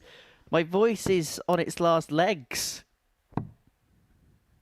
I think I'm commentating every day 56. up until next Thursday. So God forbid the state's going to be by the end of next week's Group A. Well, you did have the privilege of commentating on the football last night as 44. well, Henry. And I can't really make the excuse that I shouted there because I had a 0-0. Yeah, but what a game it was. It was really good for Cape Verde. Many congratulations to them. Maximum found there by Joe 180. Croft to leave himself 156 after 12. 71. Joe, you require 156. So 156 here for Croft. Unable to get on this occasion. 80. That's unlucky. 80 scored for Croft. Leaves himself 76. Pressure 140. applied by Joe, you Plovier. require 76.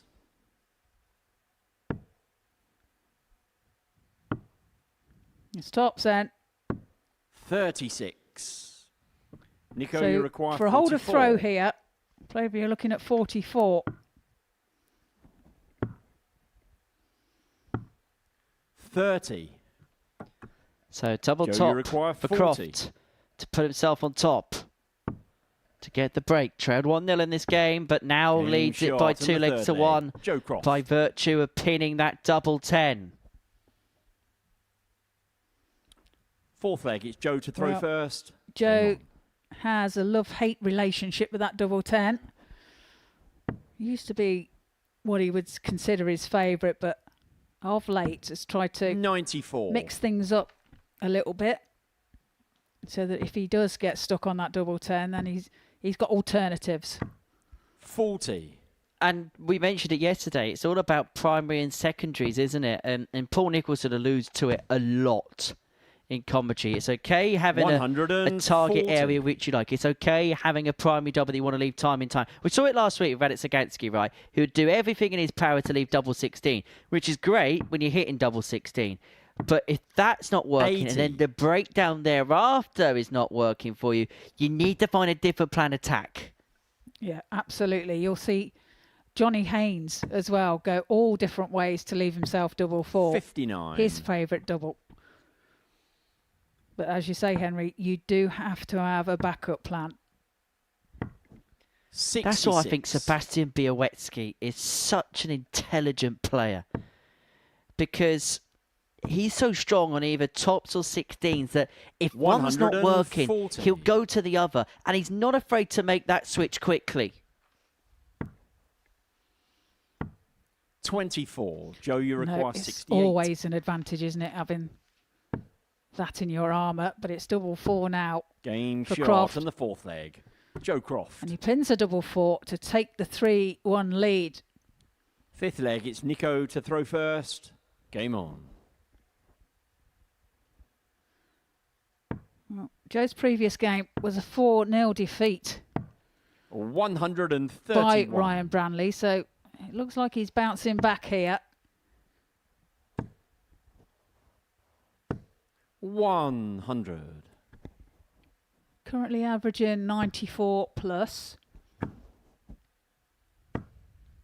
95. Plovia got work to do. Needs to hold his throw here 100. to stay in the game.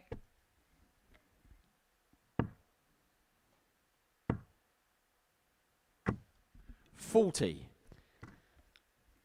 Croft here, 2 trebles, leads himself on a finish to get this match wrapped up. When he needed the complimentary single to abide with him. 45. But that 45 has opened up the door for Plovy to bring it back to 3-2 and to force his opponent to serve the game out in the next. 65.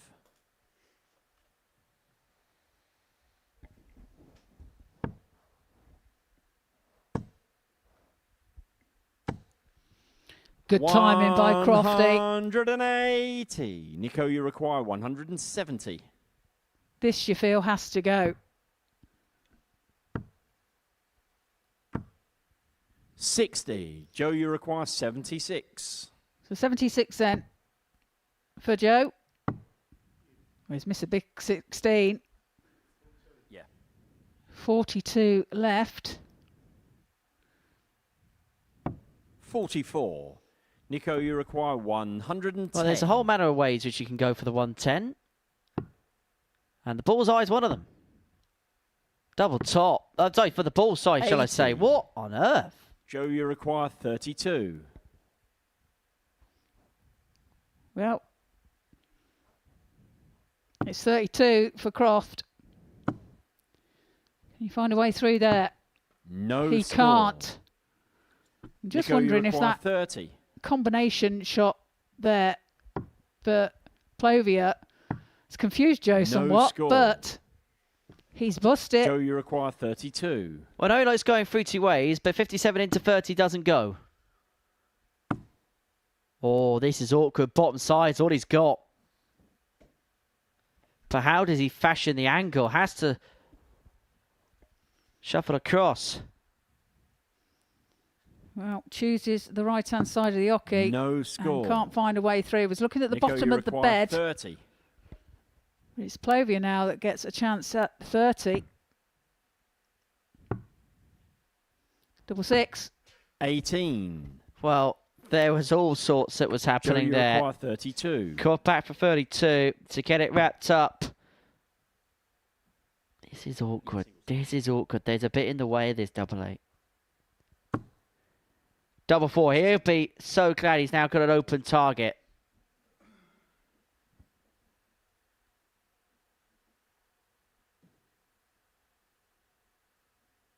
But 28. irrespective, he cannot find. Nico, you require 12. Well, can Plovia find this double six to move within one? He Game can. shot on the 5th leg. Nico Plovier. And it is 3-2. Advantage Croft. And now he has 6th the leg. darts. It's Joe to throw first. Try and get Game the on. job done from here.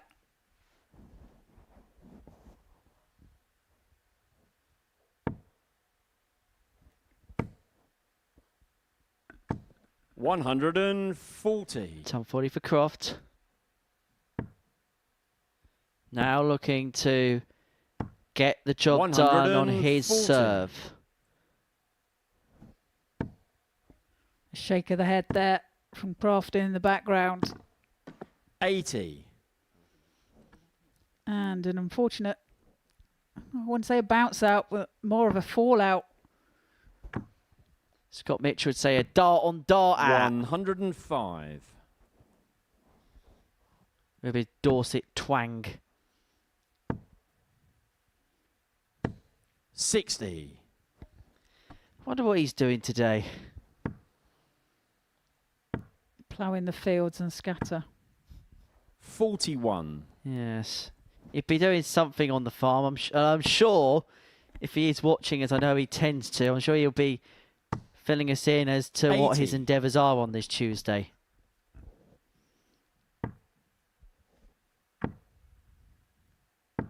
$95. Joe, you require 141. 141 then for Croft.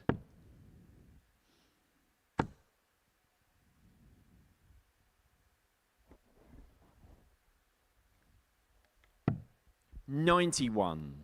Well, Nico, you require Hail Mary time for 120. Plovier. Able to take out the 80. 120, so Croft will come Joe, back you here. require 50. Looking at 50 to wrap it up. A game which, if he wins, he'll move to within a couple of points of Ryan Brown. He's got 2 darts in hand. A double top to bring this game to a close. Double 10 is Game, there. shot, And Crofty and the does match. move Joe to within a Croft. couple of points. He gets the better of Nico Plovier by 4 legs to 2. It was a decent performance. He knows that he's going to have to sharpen up on the outer ring, and that there's no doubt. 4 from 19 in terms of his doubling in that game. But a win is a win, and he beats Nico Plovier by 4 legs to 2.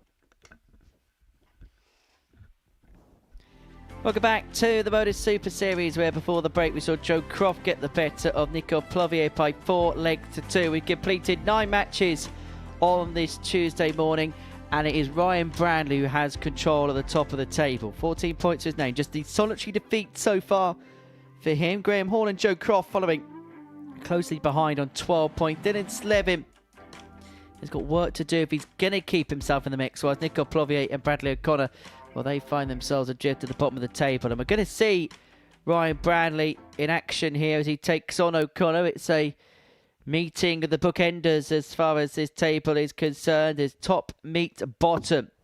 For Brandley, it feels like he's found a level in excess today. If we said he was solid yesterday, he's keeping that solidity with a little bit more around the edges.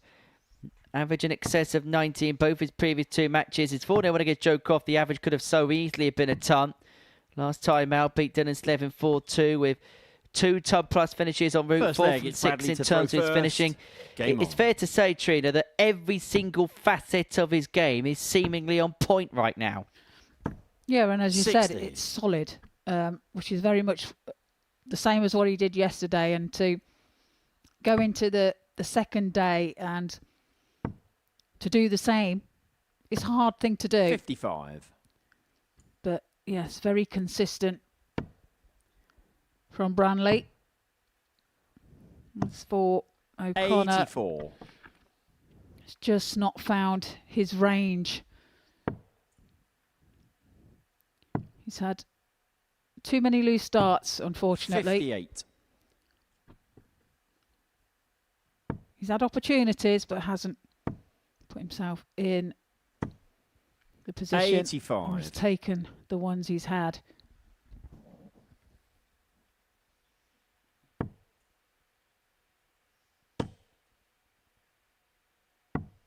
$98.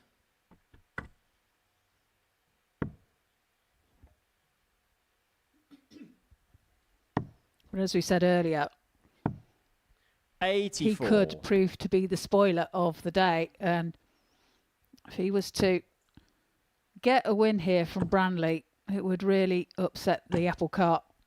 140. It would obviously go in the favour of Graham Hall and Joe Croft, as they sit only 2 points behind Brandley. 54. Ryan, you require So 150 here for Brandley. This opportunity to draw first blood in the contest. Unable to get. And O'Connor, who, as you rightly say, looking to play the spoiler role, has a Bradley, first opportunity to do just that if he can find the 134, unable to get. In fact, Ryan Brandley's the only player who's hit a 25 plus finish today. He's hit 3 of them, the 160, the 157, the 104. Now looking for a routine 52 for a routine breaker throw. Double 10. 42. Couple of opportunities have gone a begging. Bradley, you require 109. So this for a hold of throw. Double 16. 77. Ryan, you require 10. So double 5 here for Ryan Brandley to hit the front. Down for double 2. Game shot and the first And into the double 2. Ryan Brandley. Brandley breaks to lead 1-0. Second leg, it's Ryan to throw first. Game on.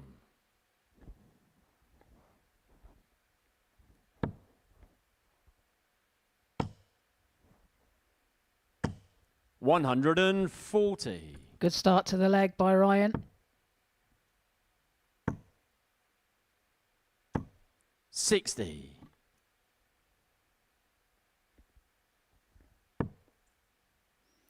O'Connor has quite a fat start, doesn't he? That's quite a 58. chunky kind of barrel.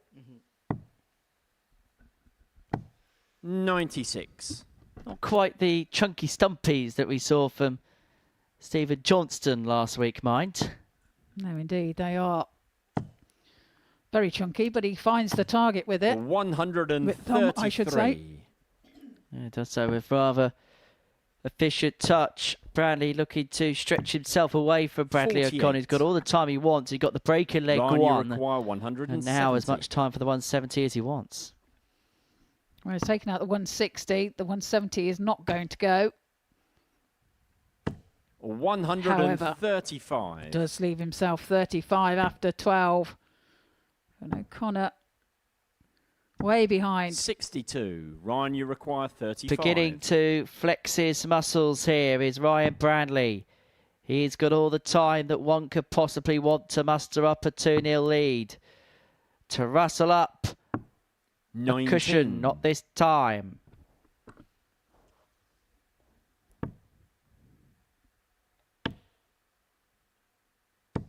$100. He's back for double Ryan, eight. you require 16.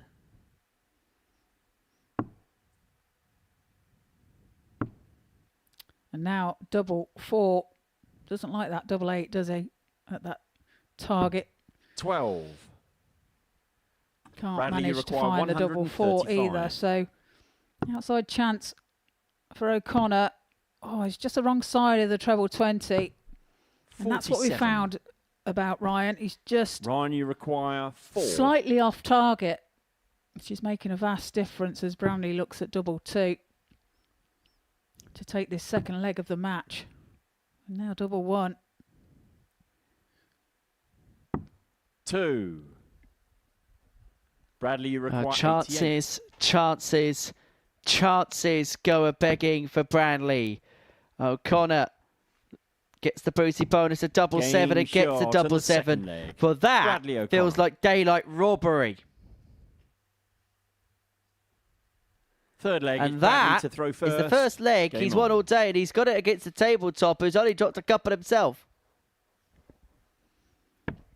And against the throw. 140. A shake of the head by Brantley. 134. That 140 start there for Bradley.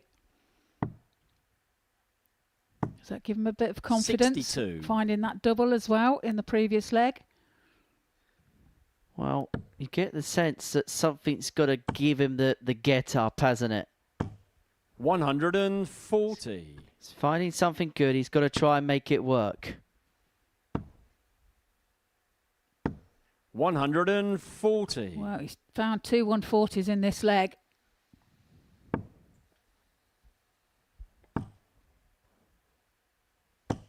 $100.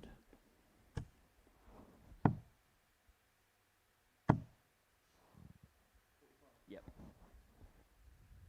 127. Well, Ryan, you he's require certainly 127. a different player in this leg. 127 won't go for Brantley, so he will have the 55. opportunity here to Bradley, you lead. require 32. Double 8. 16. He's right on the wire and unfortunate not to find Ryan, it. you require 72. As Brantley now looks at 72.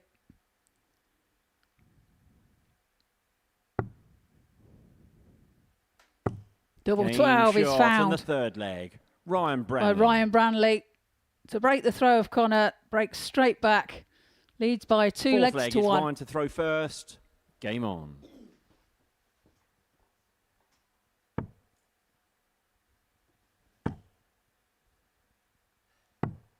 $57. It's becoming a difficult day. 80. I can imagine now. Ironically, I feel like the question's the wrong way round because you're a 10-time world champion. I'm somebody who's used 58. to turning up somewhere and losing lots of legs. So I feel like a hypocrite for asking this question. However, Fire away, Henry. how difficult must it be for 100. Bradley in these moments where it feels like even when you're trying to piece something together, the rug gets pulled from underneath the carpet? You know, it's a very lonely place up there. Bradley hits the maximum. 180.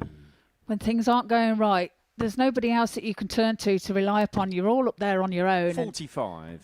You know, your mind wanders, your mind's boggling as to what's going wrong, trying to work out things, and 60. your concentrations levels are all over the place. So 140. it's very difficult, Ryan, you require 146. to get yourself out of these positions.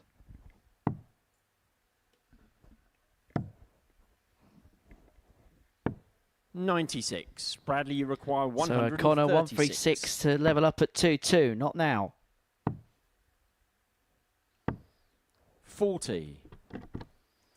Ryan, you require 50.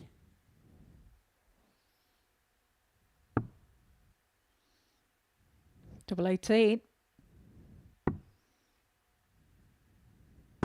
Game Double 18 shot is on the found fourth by leg. Ryan Branley. Ryan Branley. And he takes a 3-1 lead.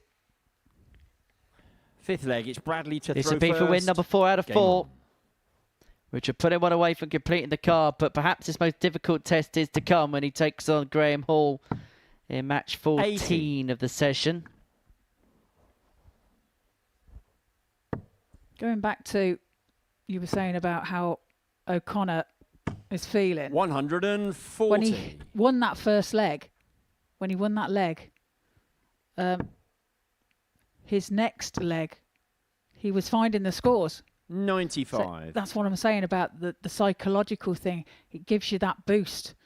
It gives you the empowerment again, the belief in yourself. 140. I can't believe I didn't ask myself that question as being an expert in losing as I am.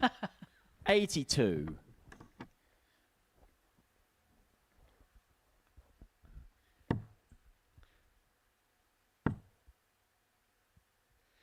Just remember, Trina, if you need to ask a question about 140. losers, just point yourself in my direction. I will do no such thing, Henry. Put yourself down, lad. Just look at my ADC averages, you'll find out. Okay. Ryan, you require 81. Potential 11 data here for Ryan Bradley to wrap it up. It's the bull for the match for Bradley. 56. It's not quite there. Bradley, you require 122. Needs to find the treble 18. And he's over-pitched it. So Branley 38. returns for 25 for the match. Ryan, you require 25. To make it win number 4 of the session. Double 8 to get it wrapped up. 2 4s, did not like it. Disgusted with that first start. 21. And similarly frustrated Bradley, you with the require second 84. one there. Opportunity then for O'Connor to move within 1. Needs 14 or treble 14.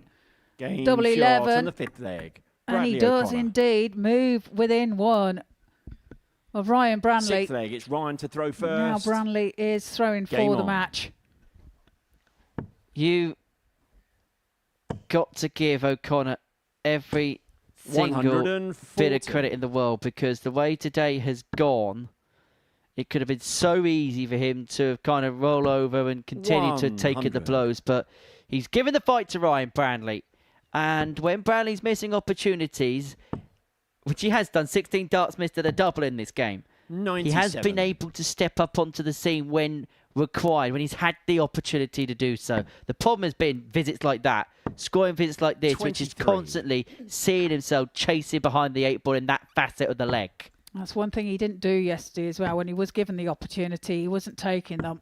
121. And in this game, like you say, he has been given the opportunity and he has taken them. 101. Ryan, you So require plenty of time again for 143. 143. Couldn't get it wrapped up in the previous leg. Can he get it wrapped up here? He's not going to wrap it up in 3. 92. But when he comes back, we'll have a look at 51.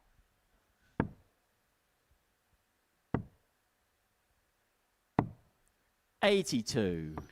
Well, it's a good last start Ryan, you from require 51. O'Connor. Doesn't leave a finish, however, and it's 51 for Branley.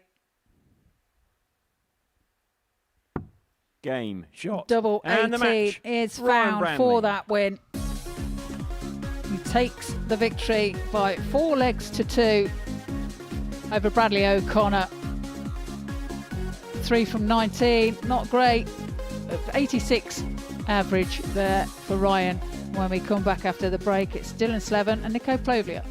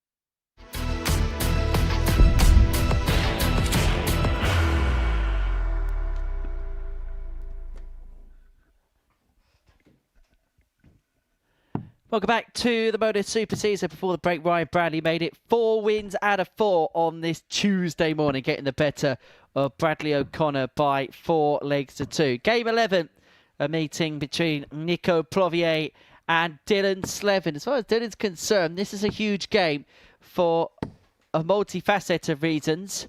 If he wants to keep any lingering hopes of winning the group alive, he definitely has to win this game. If he's going to get into Group B, he probably has to win this game against the Belgian, who's leg, it's Dylan picked to up just first. a solitary win. That came in his first match of the group. So since then, 7 without a win. With Dylan Slevin, well, he's 50-50 as far as this group's concerned. 8 games played, 4 wins, 4 defeats. 85.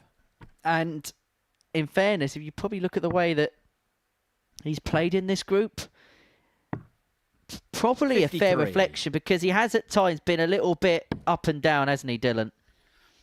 Yeah, he has, and 140. I think he'd agree he hasn't played his best, but he's there and thereabouts. But as you say, a bit up and 98. down. Not quite found the consistency throughout his game. 41.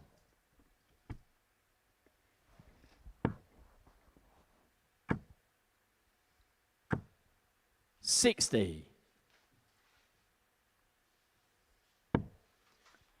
Well, we've not seen much by way of roof-raising darts on this 137. Tuesday afternoon. Ryan Branley doing a rather solid job in terms of maintaining his lead at the top of the group.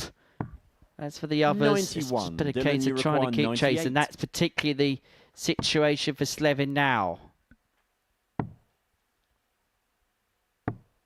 36. Leaves himself 60 when he returns. 59. Dylan, you require 60. 20 for Thompson. Oh, that's close to the treble. It's double 10. Game well, shot he on rescues the first leg. it, but it's Dylan very Slevin. lucky not to bust the score there with his first start. Second leg, it's Nico to throw first. He Game does lead by 1 leg to 0.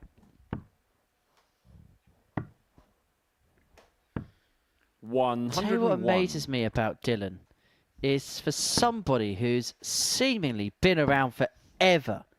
He's only 23 years old. 100. Yeah, well, he has played youth darts. Played 100. for Ireland in the WGF Europe Cups, and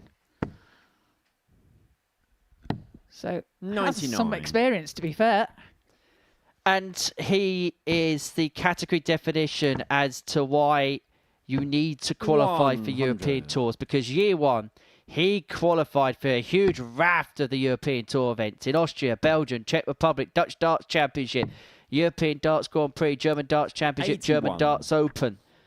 That got him to the World Championships in 24, kept his tour card after 2 years. But year 3, of course, all that money that came from 100. playing in those European Tour events in 2023, they came off the world ranking, couldn't re-qualify for them, and as a consequence, at the end of the Nico, you season, require it wasn't 100. good enough to keep him inside the top 64 in the world to keep his tour card privileges. 90. Dylan, you require 121. Slovenia misses double 10 there for that leg. Slevin 97. can't punish. Nico, you require 10. Plovia returns for double 5. It's double 1 then. 8. And that's not Dylan, you found. So require Slevin 24. returns for double 12. Game shot. And it's on the found second with his leg. second dart. Dylan And he Slevin. leads by 2 legs to 0. Well, you mentioned how he burst onto the scene. He was part of the Ireland team Third that won leg is the Dylan to throw WDF first. Europe Cup Game on. Youth back in 2019. Has a recorded 9 darter to his name. 84. Had a European Tour qualify against Cammy Menzies. Twice he's played at the Worlds in 24-25. Last year, the first time he didn't qualify for the Worlds during his tour card 57. stint. And also got to Minehead in 2023 in the Players' Finals. Again, more money, which was taken off his world rankings. 137. He did win a development tour as well in 2023 at Milton Keynes, beating Luke Littler in the final by 100. 5 legs to 4. How that looks like a better victory now. Yeah. 140. Yeah, lost 6-5 to Matt Campbell at the Players' Championship Finals of 23. Did Dylan Slevin, the Ginger Ninja. 140. Dylan, Canada. you require 140. 140 here for Slevin. It's not going to go. Plovier finding himself again in the scoring phases of the leg. 60. Somewhat adrift. There's a 10-point disparity in the averages. That effectively means that Nico Plovier is a visit behind, pretty much exclusively leg in, leg out. 100. Dylan, you require 80.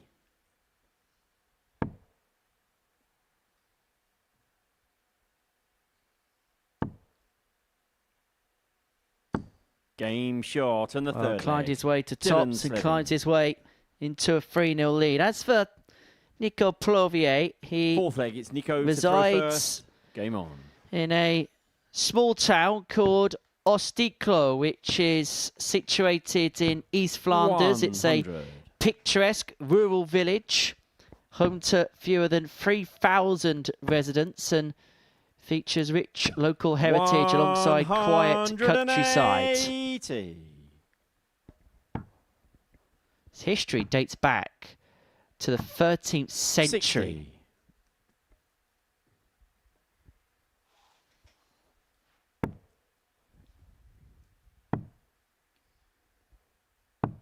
$96. Well, Slevin here kicked off with a 180. 35. Followed by 96. Nico, a ton and a 60. 65. Followed by 35. But it's Slevin that has left himself 160, which has already been taken out today. 164. by Ryan Bramley. Dylan, you require 160. This would be for the win. And it's on. Needs another one of them. He's just the wrong side of the wire. Takes a deflection and into the 82. treble one. Nico, you require 142. So Plovier here looking at 142. Tops would have been the perfect way to have Dylan, you saved the require game. 78. Slevin to dust. Plovier up 4-0. Double six is just on the 72. inside. Nico, you require 20. Opportunity for Plovier then to get a leg here. As he now looks at double five. And he does Game find shot on the double fourth five leg. Nico for Plovier. that leg, and he trails by 3 legs to 1. Well, that keeps the band Fifth playing leg, a it's bit Dylan to throw longer. first. Game on. Slevin with the darts in hand to get this wrapped up by a 4-1 score. 59. But only kicks off 59. It's just offered a little bit of an olive branch here to Plovier. 58.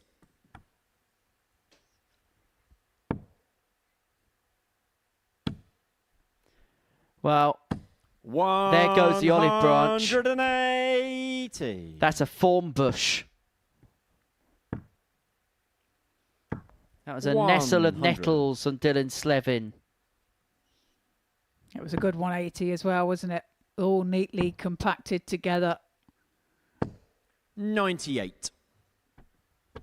Leaves himself 164 after 9. And he's going to get plenty of 87. time from Dylan, that you require 164 to 164. get this game wrapped up by a 4-1 score. Doesn't have to go for it. Doesn't have to go for the bull, but he does. 129. And he drifts wide of the 25. Well, that's a great effort, isn't it? But 100. comes back for the Dylan, you 35 require now for the 35. match. He's already had a couple of match starts in the previous leg. He's going to get a couple more here. Game. But shot. eventually gets And the job match. done. Dylan He Slevin. came out the blocks flying, charging did Dylan Slevin in that game.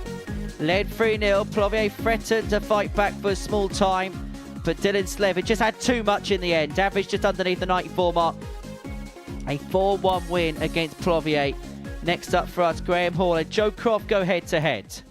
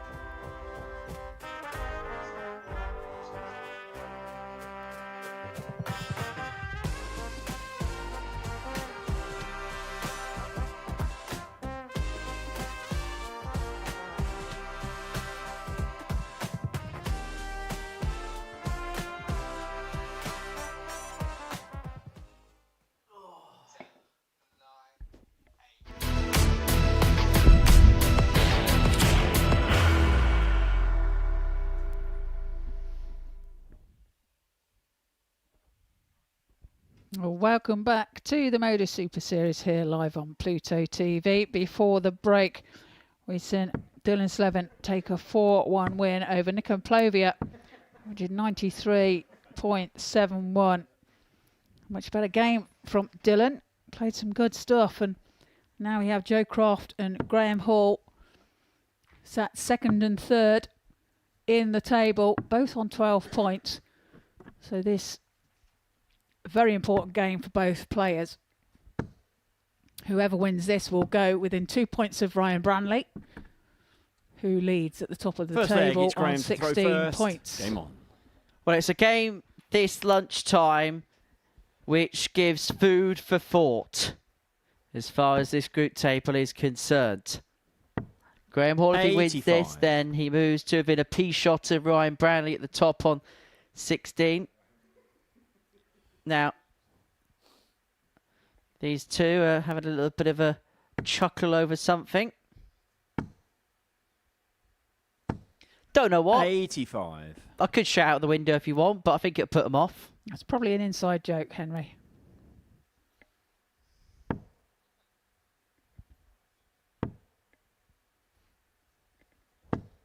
$40.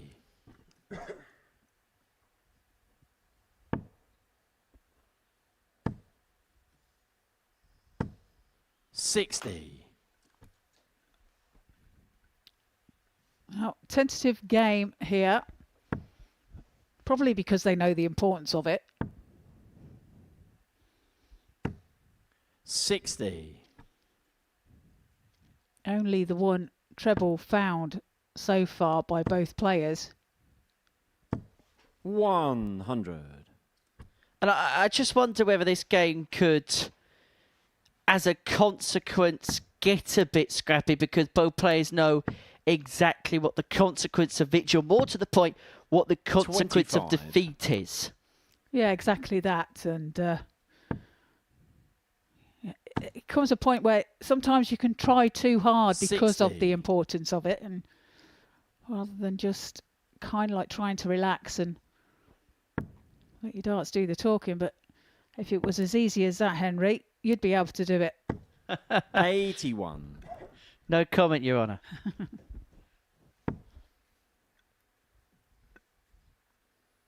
Trust me, those that play me on the local vault events, they absolutely love it when my name's on the draw 81. sheet.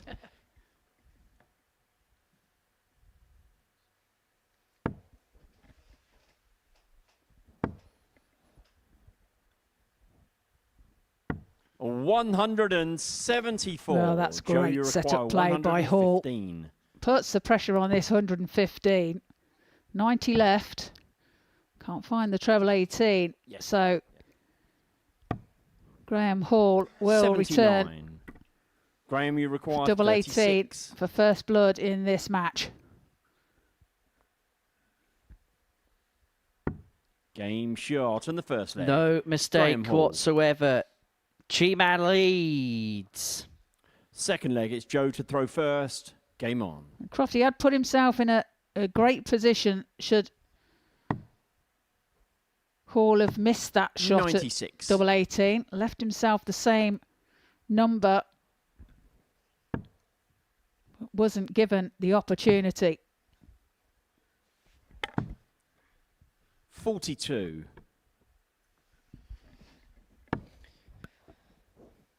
Does it feel like today, Trina, that 96. it's a little bit the same story as yesterday? Ryan Branley kind of becoming the dominant player, winning a lot of the early games, and then others just kind of chasing to jostle for position.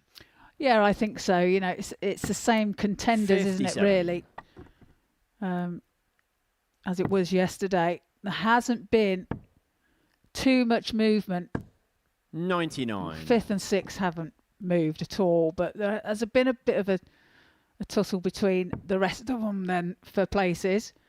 Fluctuated a bit there, but Ryan has remained at the top. 140.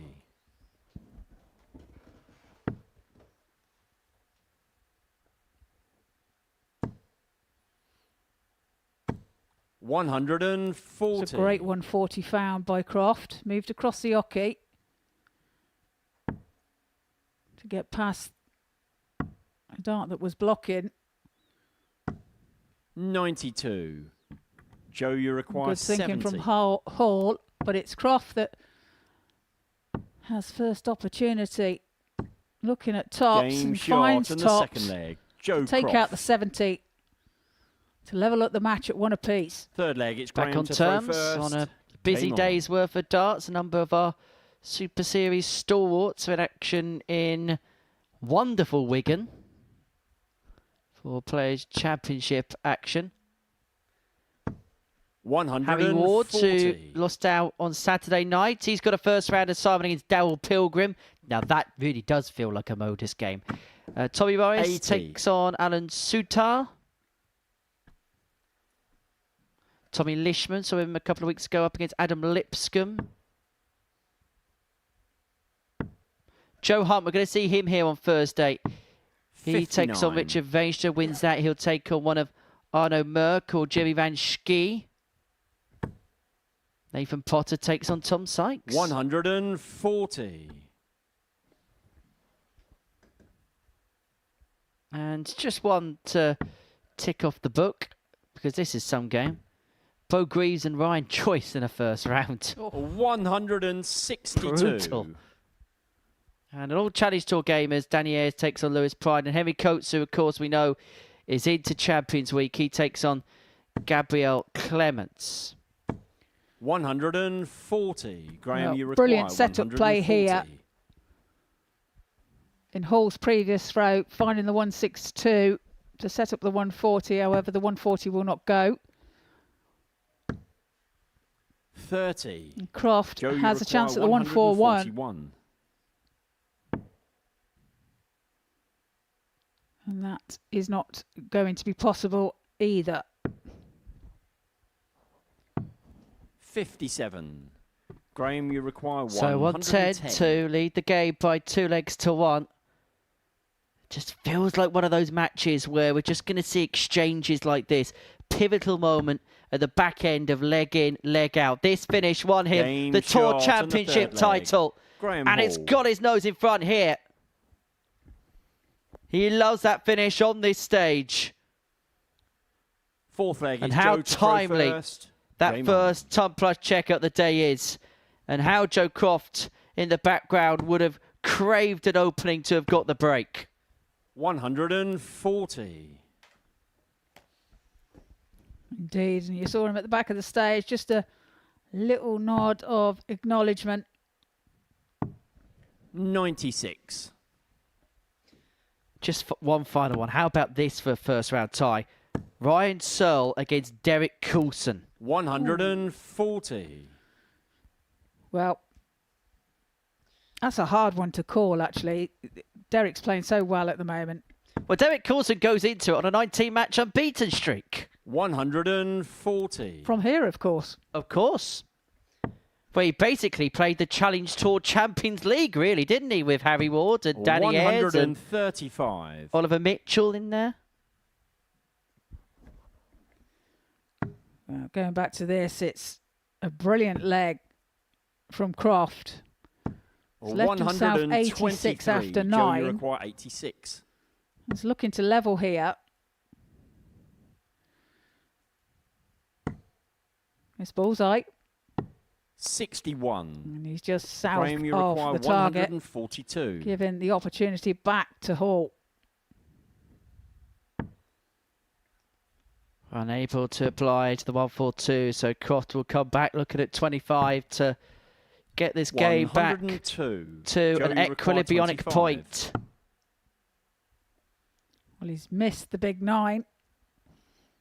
Yep. Just gone into the 14s. So 11 left. Double 4. 17.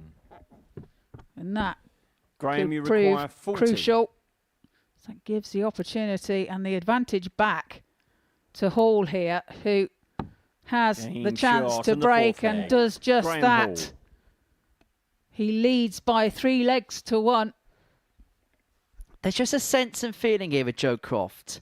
Fifth If leg, you it's can Graham just to throw get first. on top of him, Game on. there's just a bit of a sign of vulnerability about him. Because you look at a lot of the games he's won this week, he's won tight affairs. He's been able to dominate in other games. But it feels like when the task really does get put up on him, or at least today it has anyway. We saw it in the opening couple of games of the Ryan Branley match. If you get stuck into him early on, you can get some joy. And that's exactly what Graham Hall's doing here, just like Ryan Branley did earlier on. 91. And let's not displace the doubling either. 3 from 3 for Graham Hall in this game. Yeah, indeed. 140. And that's the part that Crofty's been missing in this match. His tally there is 1 from 3. 99.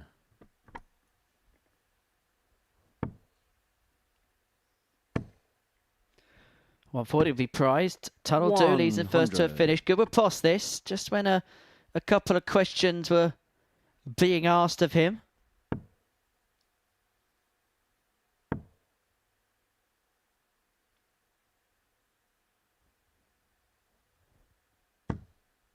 Couldn't shoehorn Joe, away you through the require middle of the traffic. 121. Leaves himself on the big fish. But Croft leads himself ball. And gets the ball for 1-2-1. Joe Croft. Second Tub Plus check out of the game. And that might well have saved the game for Joe to Crofty. throw first. Game on. A flash of brilliance from Joe Croft. Yeah, super darts. 100. That's when he needs it the most as well. You say a break of throw, a 12 darter.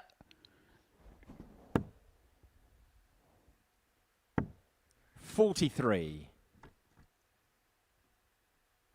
There you see, the bullseye is found for that leg. 140. Beautiful bullseye. Beautiful camera shot. Excellent cammage that. 60.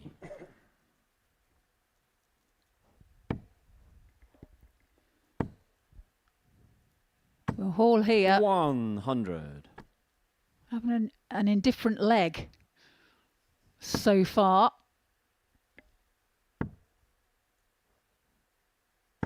41. Joe, you require Well, 161.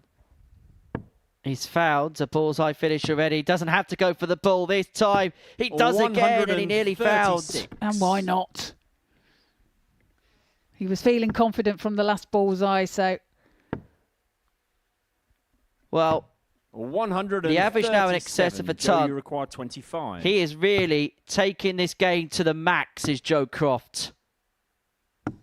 9. And he's got time to take it the distance.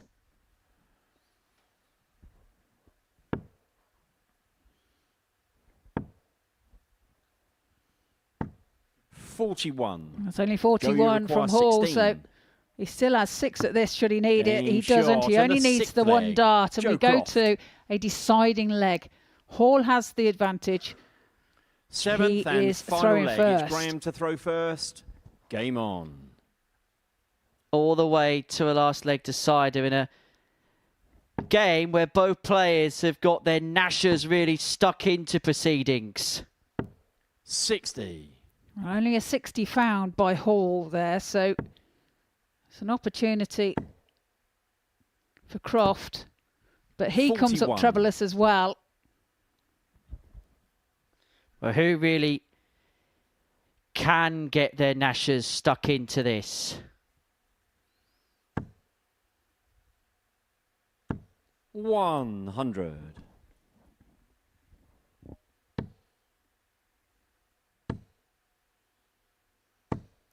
$140. Good 140 from Crofty.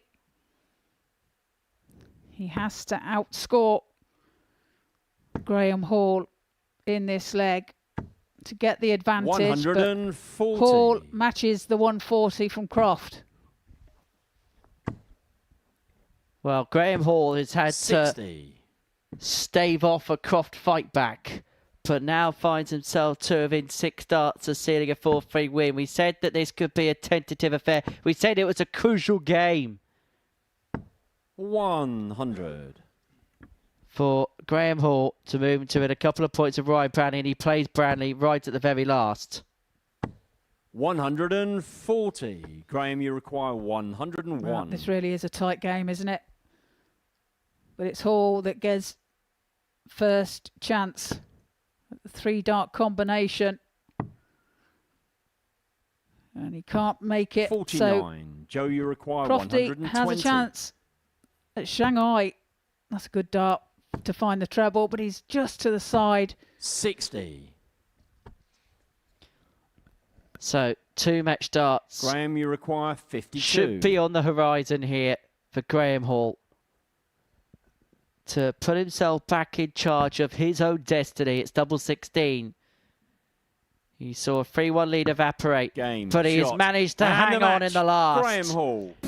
He gets the better of Joe Croft 4-3, and he takes on Ryan Branley in the final match of his day to see whether he can be top of the table overnight. 4 for 4, a perfect doubling display from G-Man, who today has been the man. Coming up next, Nicole Plovier and Bradley O'Connor.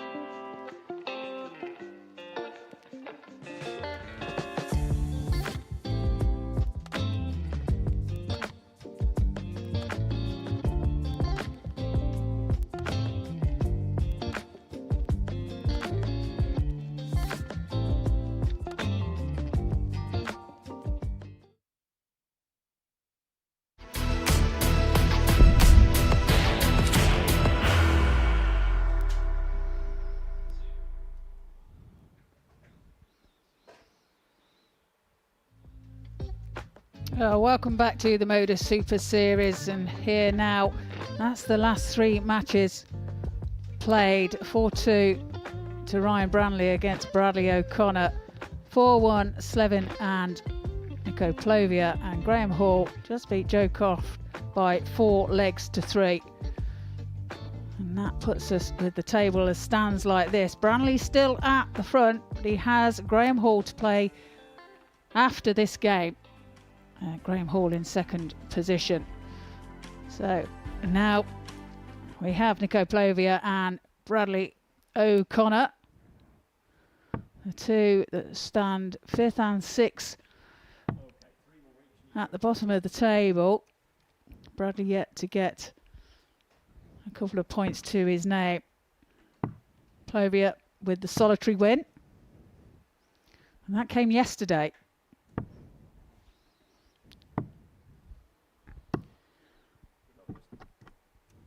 Both players will be looking at this game, First Henry, leg, it's thinking Nico to this is throw an first. opportunity for me Game to on. pick up more points. 100%. And remember, the loser of this game would have gone the entirety of the day without a win. So there'll almost be a feeling of a salvation job for the pair, 48. because today hasn't gone to plan, not by the furthest stretch of the imagination.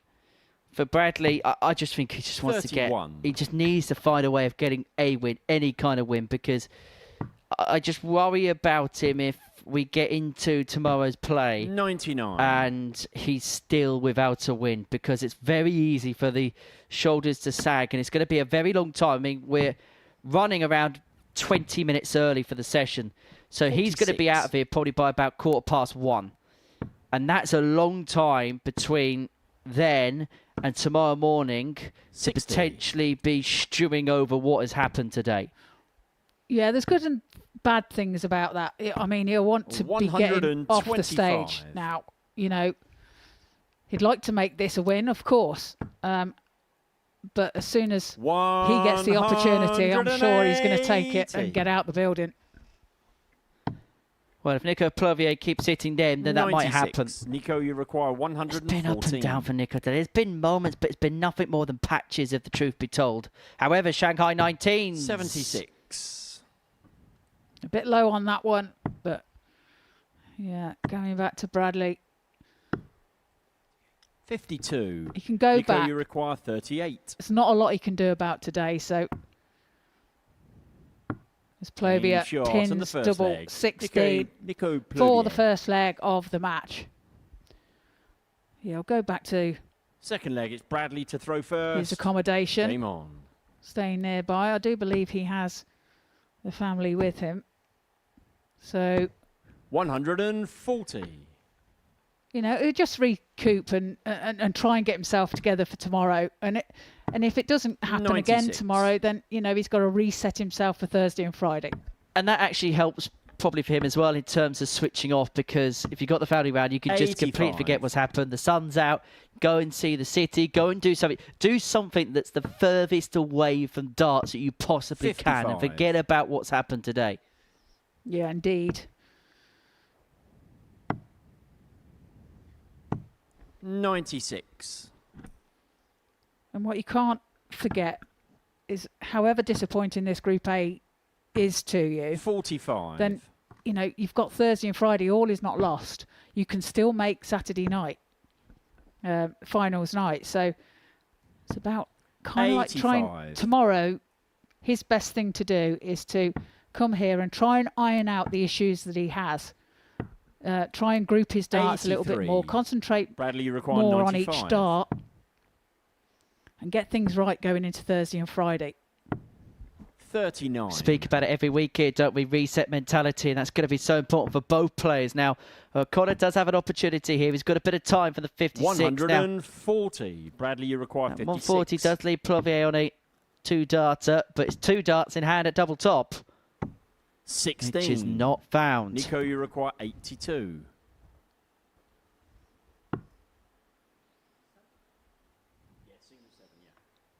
With 75 left, he may go for bullseye again, 25 and the ball.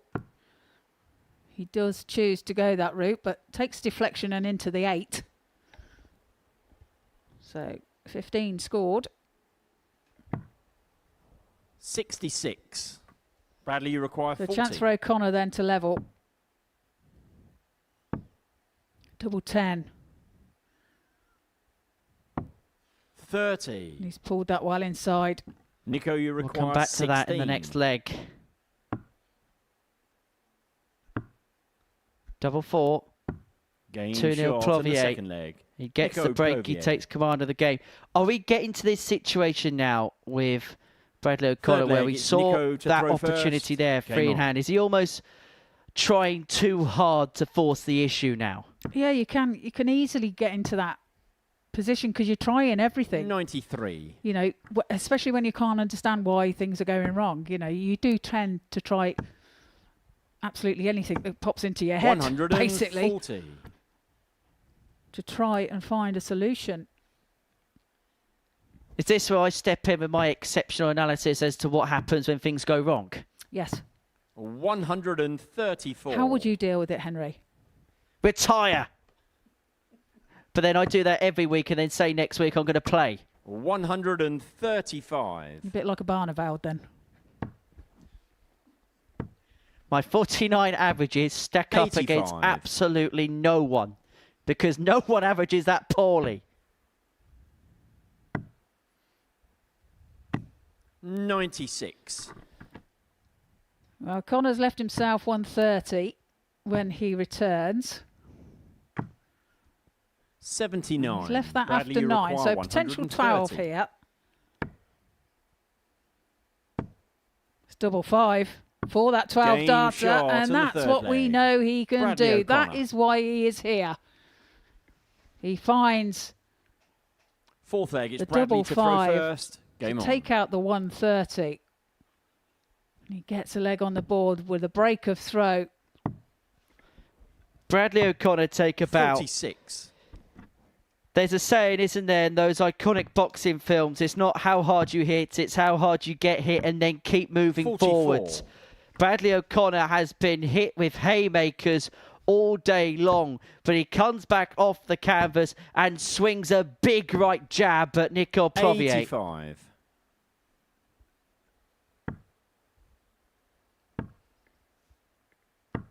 It's been a long time 38. coming, but he holds his nerve and finds the double 5. 55.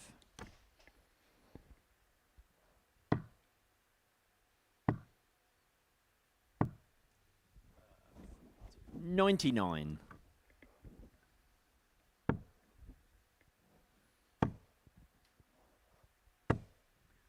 125.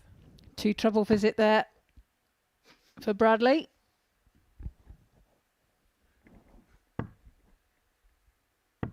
45.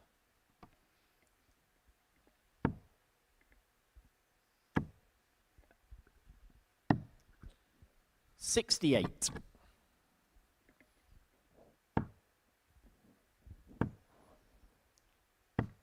135. Bradley, you require 122. On 2-2 for 2-2.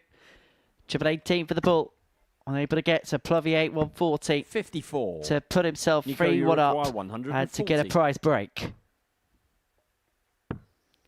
Well, the 140 won't go. 60. Finds a Bradley, you 60 require to leave 68. 80, but O'Connor looking at 68. Game Oh, shot yes. in the fourth leg. Nicely Bradley done O'Connor. by O'Connor. And he levels the match at 2 Fifth apiece. leg, it's Nico to throw first. Game on. So O'Connor hanging in with the task. Was 2-0 down in this contest, has levelled it back up at 2 apiece. 97. Now, will he gain some belief in himself now? 95. The game stands at 2-2.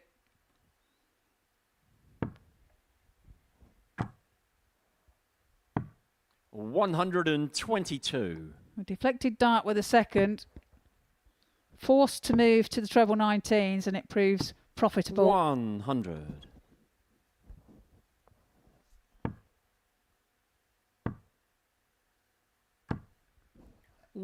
Big pick off of the last. Takes control of the leg, looking to take control of the game again. Having been pegged back level from 44. 2-0 up.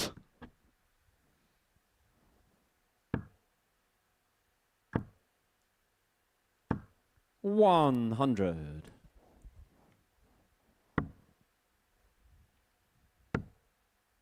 Needs to find the treble. 56. Nico, you require 82. So 6 from here. It's going to start the bull. Is he going to end on double 8? He's got time. 74. But time is what he needs. Well, some good setup play. We'll apply pressure here. 85. Only finds 85, Nico, and it's you double require 4 8. for Plovia to move ahead once again. Double 2. Now double 1.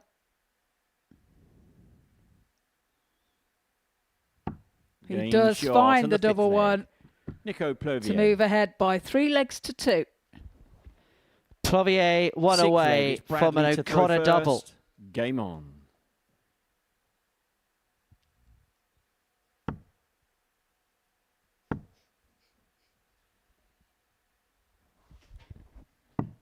$21.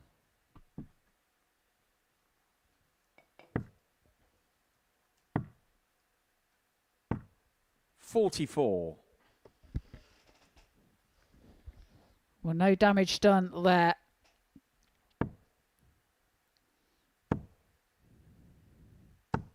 $140.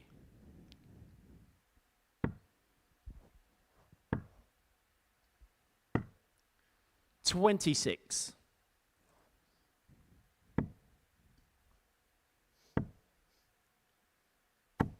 $100. Good last start there from Bradley. Finds the treble 20.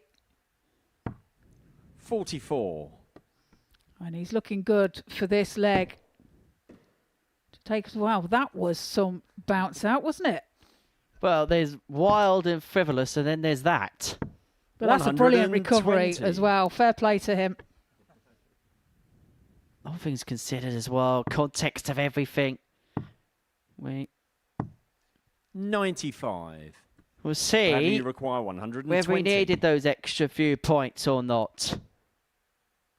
Tops to take us all the Game way. shot, and the It's sixth his leg, second Bradley O'Connor. Tub Plus checkout. He had the 130 to get things started, and now the 120 Shanghai Seventh and final to leg. It's take Nico us to all the throw way first. Game to a on. last leg decider.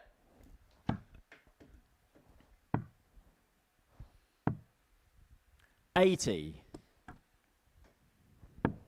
Well, can he take advantage? Can he get his first win? $140. And there you see the vicious bounce out. Let's just be glad that we're not throwing from 7'6". Otherwise, that would have hit him square on the head. 57. Especially if he had more lean into his dart as well. Well, you think about it. If Jimmy Van Schie had that kind of I was just bounce about out, to say that. 78. then we might have been calling an ambulance.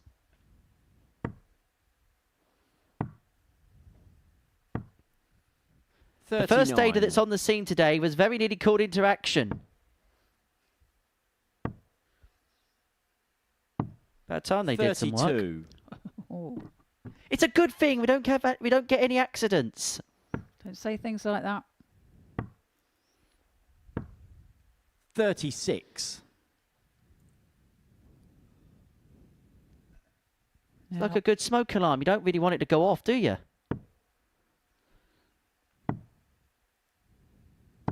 $134. Well, Bradley is putting himself in a very good position here to take the win. 59. Can he Bradley, take you out the require 117 for it? 117. He's not, but what he does know he has is luxury when it comes to time.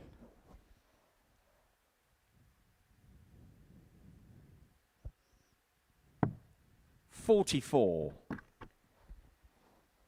Well, leaves himself 73 when he returns. 100. Bradley, you require So this, 73. to get it wrapped up, to get his first win on this stage this week. He's waited a long time for this feeling, Game, and shot, there is the winning and the feeling match. for Bradley O'Connor. It's been a tough couple of days for the Surrey man, but he's finally got his first win on the board. He gets the better of the Belgian, Nico Plovier, by 4 legs to 3. 2 ton plus checkouts helped him en route to that success. A first success for Bradley O'Connor on this stage this week.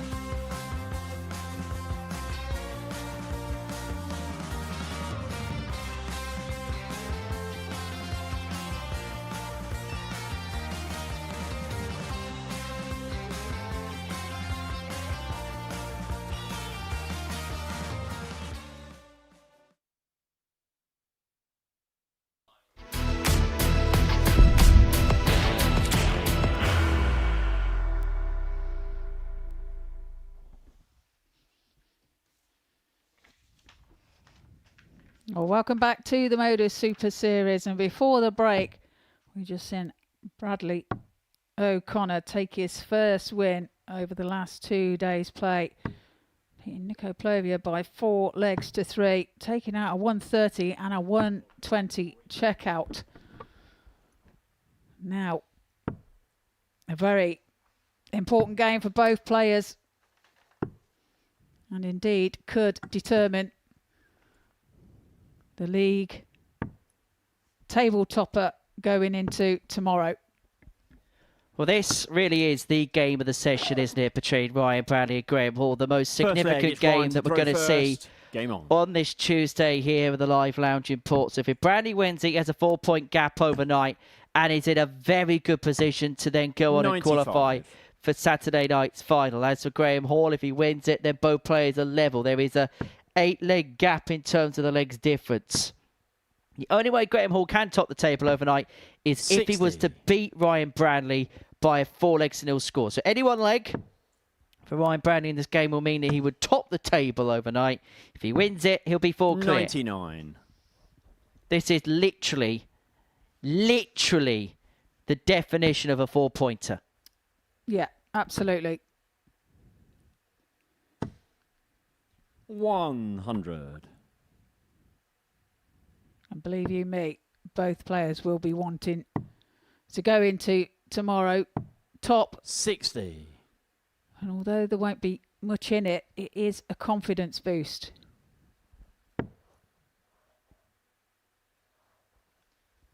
As Blur famously said, confidence is a preference in the habitual 47. voyeur which is known as dart life. Did they say that? Something like that.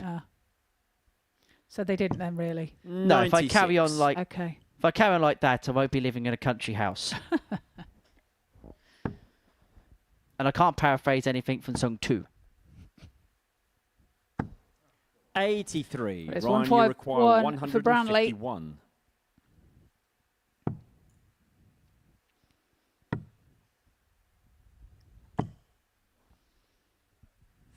No outshot for Hall. So Branley will return for 96.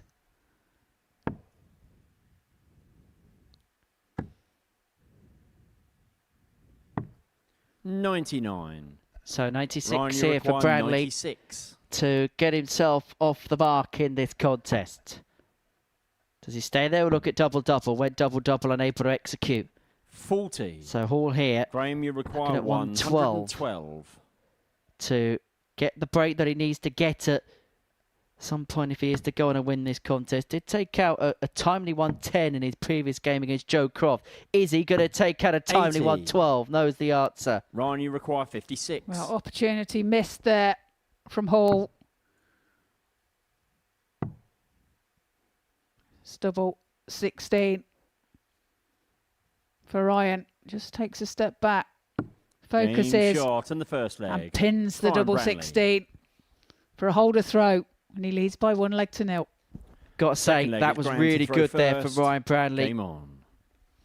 Yeah, showed experience there. Showed a bit of maturity. Just took his time, stood back, reset himself. 100. Didn't take his eyes off the double 16 whilst resetting. Hall kicks off with a maximum in this leg. 57. He's not had a plethora of 180s throughout the course of the day. That's just his 4th of the session. However, did miss his first dart at a double in quite a while. 140.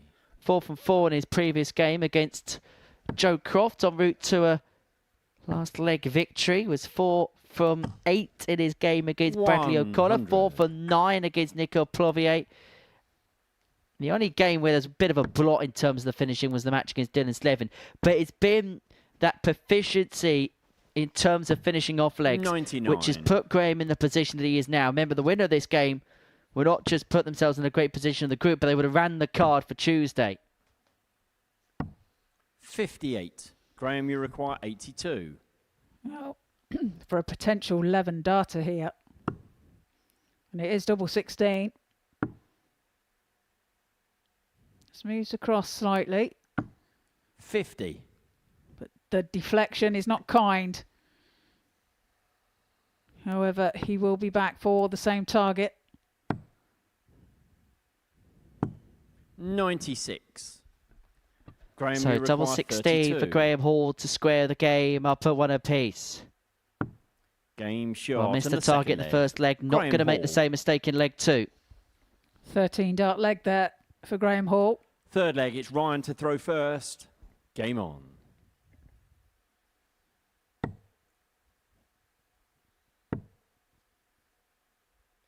Well, 81. yesterday, Ryan Branley won 4 out of 5. Worst case scenario, that is what will be his return for the day. 41.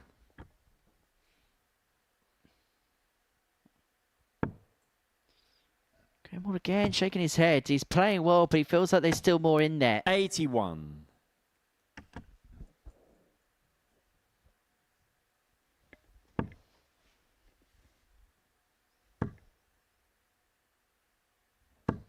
$100.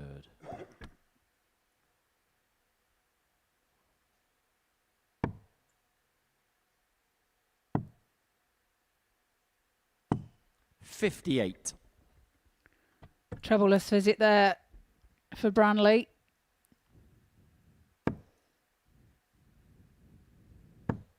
Graham Hall taking advantage. 140. Really beginning to manoeuvre now. We say this a lot in these types of games, but it just feels like at this stage of the contest, 100. when it's 1-1, it's a bit tight, tetchy, tentative. This becomes a real big passage in play. Both setting up. Graham Hall has wrestled the darts away, but only if he can find a 60. treble. Yes, he's first to a finish, but the ascendancy now in this leg has gone the way of Ryan Branley. Especially with that first treble as well from Branley. 86. Graham, you require Disappointing last dart 160. though. But it is Hall that gets a look at the 160. It's already gone today by Branley. It's not going to go by Hall. 100. Ryan, Well, you that require really would have been a 95. case of hitting where it hurts. Branley looking at 95 to move 2-1 to the good. The treble 19 leads the subsequent double. Awkward drawbridge in the way. 76. Just over pitches. Graham, you require 60. And this now for a breaker throw for Hall as he looks at 60. His tops. Game shot. Tops in is the found third by leg. Hall Graham for Hall. that break of throw. He moves into a 2-1 lead. Fourth leg, it's Graham to throw first. Game on.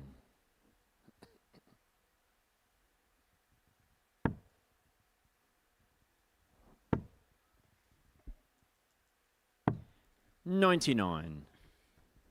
Well, as you could see there, that first dart was actually rather obscured, that the flight was in the way, which actually made him finding that target even better. As Branley finds 134. a two-treble turn to try and wrestle the throw back and to try and get us back on level terms. He's outscoring Branley here is Graham Hall. There's about an 11-point disparity in terms of the averages, which effectively is telling us that in a leg, Graham Hall is probably going to find himself a visit further along the track than his opponent by and large. 180. Well, that maximum from Branley is going to help his course.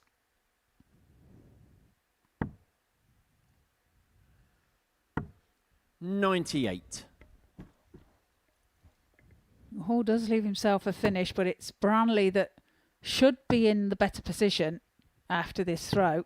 However, 48. saying that, Graham, you that require is a disappointing visit from 164. him. Two treble 19s and bull. There's the two treble 19s. How's the bullseye looking, Graham? 130. Bull. You wanted the bull. Ryan, you require 139. Well, this would hurt. His tops for a 139. 99. And he's just a wire Graham, you away. require 34. And reprieve for Hall as he looks at double 17. Decides to split. Now looking at double 16. 2. And it's just on the wire. We all Ryan, had to have you a second require inspection 40. there, didn't we? Yeah, we all tried to look around the corner. We nearly butted heads trying to look at the same monitor at the same time. Tops of Branley not there. 20. That really is an opportunity Graham, you missed by require Branley 32. to level up. And now Hall looking at 32 to move within one. Yep. Now he's hit the double 7. But Game finds the shot double on the 9 fourth leg. right in the Graham corner. Hall. Recovers well. And he leads by 3 legs to 1. Fifth leg, it's Ryan to throw first. 3-1 to the good. Game on. One away. He is a cheeky chap, he is our G-man. 125. And look, he's just doing what he has to do. It's been a solid enough display. Okay, there's been a few missed doubles here and there, but by and large, he's had enough to really take the impetus, to really take the game to his 96. opponent. Yeah, Ryan will really be kicking himself. He should have had that leg. It should be 2-2 now. 100. Had the opportunity, but was unable to take it. Should be worth noting as well, Trina, that because this is game 14 today, it's going to be game 1 tomorrow. So the next 2 games is going to be alongside one another. 84. Graham Hall wins those back-to-back meetings. Then he will have a 2-point lead at the top of the group. Branley wins the back-to-back meetings.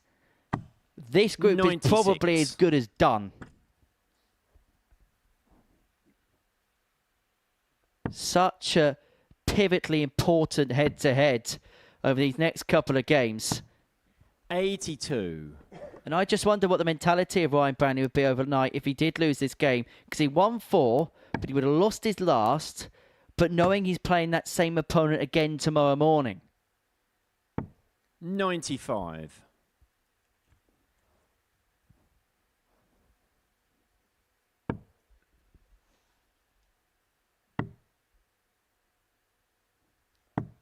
$60. Well, Branley Ryan, looking you require favourite for this one. 85. He had 6 at this. 85. It's double 16. To move within 1. Game And shot. we in the do 5th just leg. that. Ryan Branley. But now it's Hall 6th with leg. It's Graham the to throw throw. first. Game on. And a hold of throw here would mean victory. Well, this is the opportunity, isn't it? This is the chance where he has the darts in hand 100. seal a 4-2 win.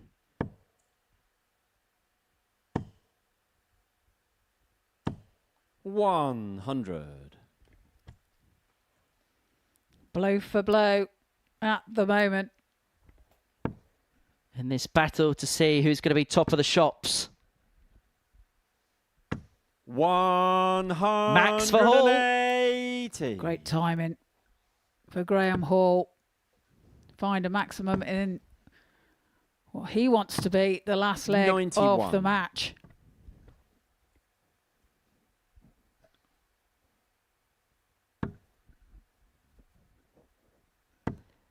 Well, these two could be tied on 16 points. 140. Owing a lot to Graham Hall's perfect day and Ryan Brownlee's consistency over 2 days.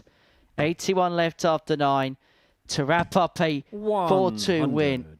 He's been the best Graham, player you today, require Graham Hall. 81. Of that, there's no doubt. And if he gets this, he would have won all 5 matches to leave him and Ryan Brownlee landlocked in this group.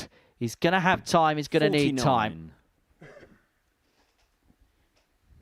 And all Branley can do here is try and apply some pressure. 25. But it's a bag of nails from Branley. And it's given Graham Hall another 6 Graham, more. you require 32. This should be all she wrote in this game.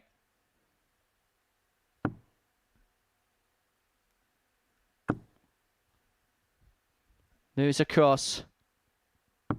And Game completes shot. the card for And the Tuesday. match. It was a Graham 5-star Hall. display for Graham Hall. 5 games played, 5 wins. And there is a tie at the top of the table going into Wednesday's play where these two will play the very first match of the session. At the tail of the tape. Graham Hall runs off a 4-2 winner over Ryan Branley. And it has opened the door ajar for Joe Croft. If he can get the better of Dylan Slevin, we'll have 3 players all within 2 points of one another.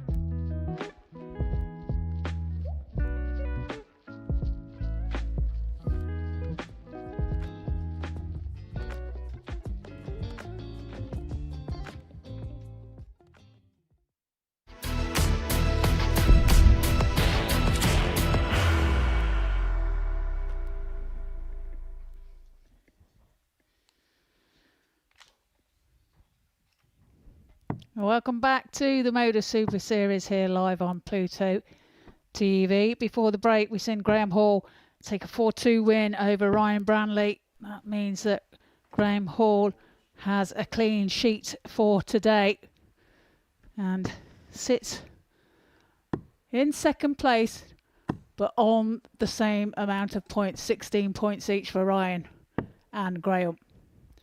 Ryan leads by leg difference. And now the last game of today's play sees Joe Croft. First leg, it's Joe to throw first. Game on.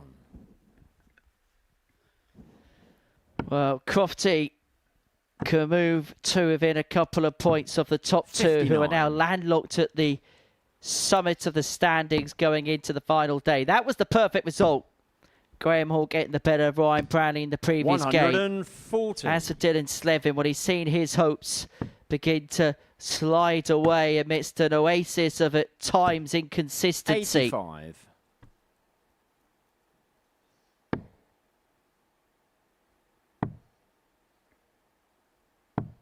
134.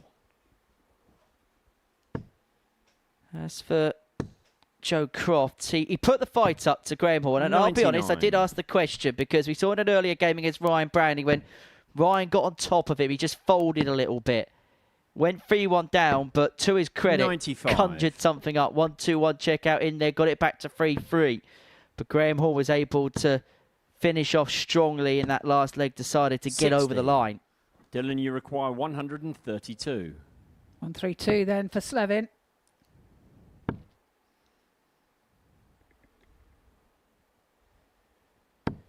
$94.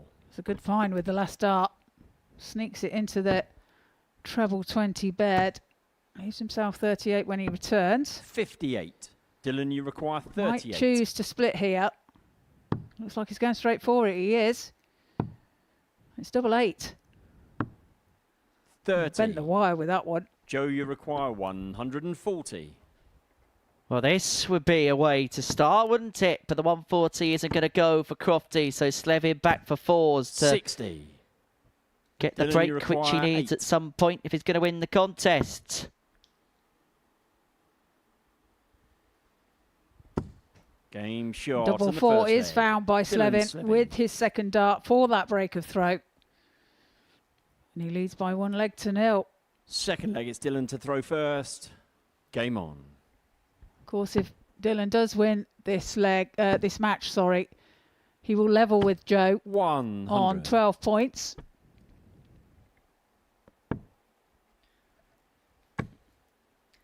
He's just got to keep his head on here, 100. has Joe Croft. As the day draws closer towards its conclusion, it's very easy for concentration levels 96. just to dip a little bit. And for Crofty, we'll just try and keep it stable as we head towards its final furlongs here this Tuesday afternoon session. Yeah, fatigue can play a part when it gets to the latter end of the day. 90.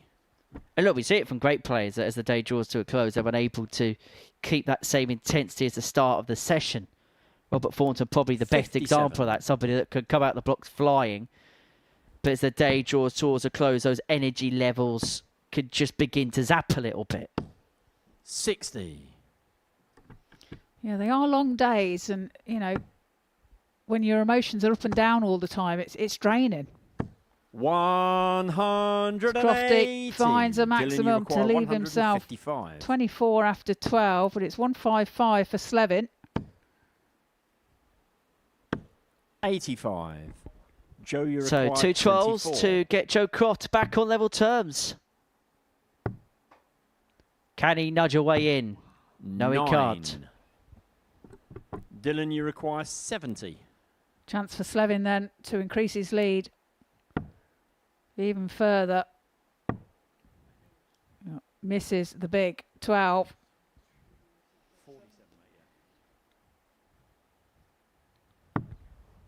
30. So Joe returns Joe, you for require 15. Double 4 it is. A puff of the cheeks there. He nearly hit the double 7, which would have bust the score, obviously. Well, if it was a dart for double 7, we'd say it was desperately unlucky. 13. Dylan, you require 40. It's tops now for Dylan. Double 10. And that's a little awkward. Has to move.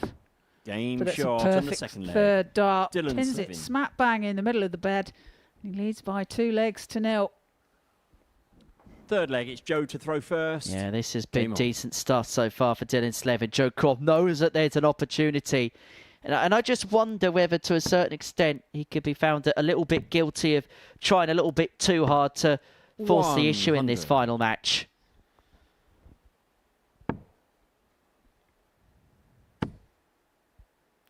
Yeah, possibly. 60.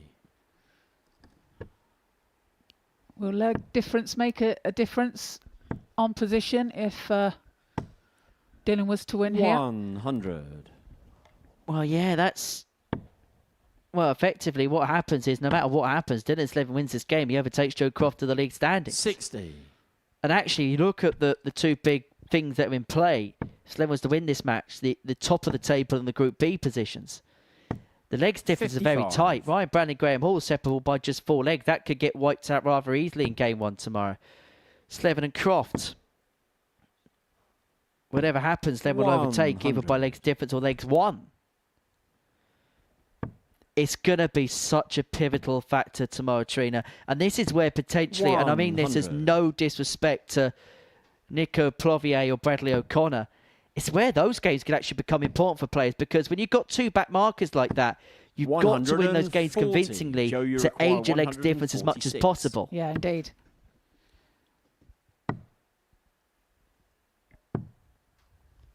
56. Dylan, you require Perfect 141. example of when leg play comes into play.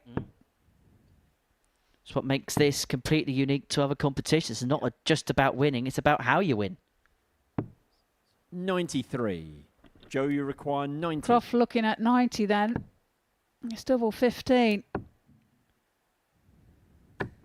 Double Game 15 shot is on the found third by leg. Crofty. Joe Croft. And he gets a leg on the board. Fourth leg, it's Dylan Well, to keeps throw himself first. in the contest. And who Game knows on. how important that one leg could be. Yeah, come the end of play tomorrow.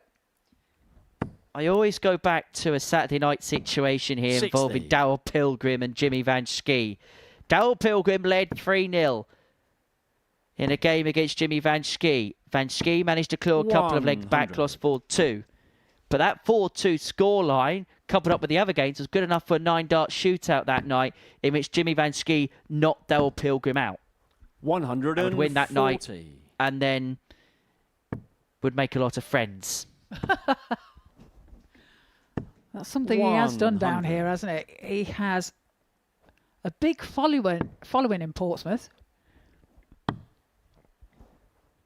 Yes, there's 2 rather tall things that 48. everybody loves in Portsmouth. One's the Spinnaker Tower, the other one's Jimmy Van Schie.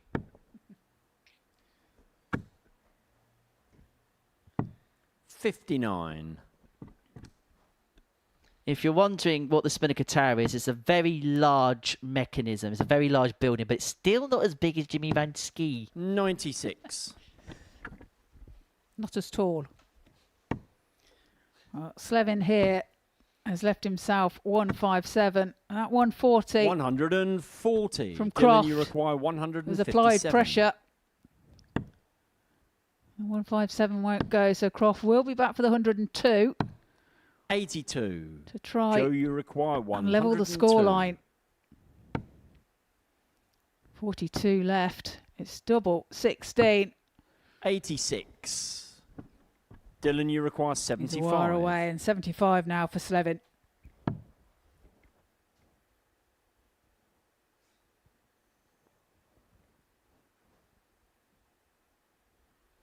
Which way is he going to go?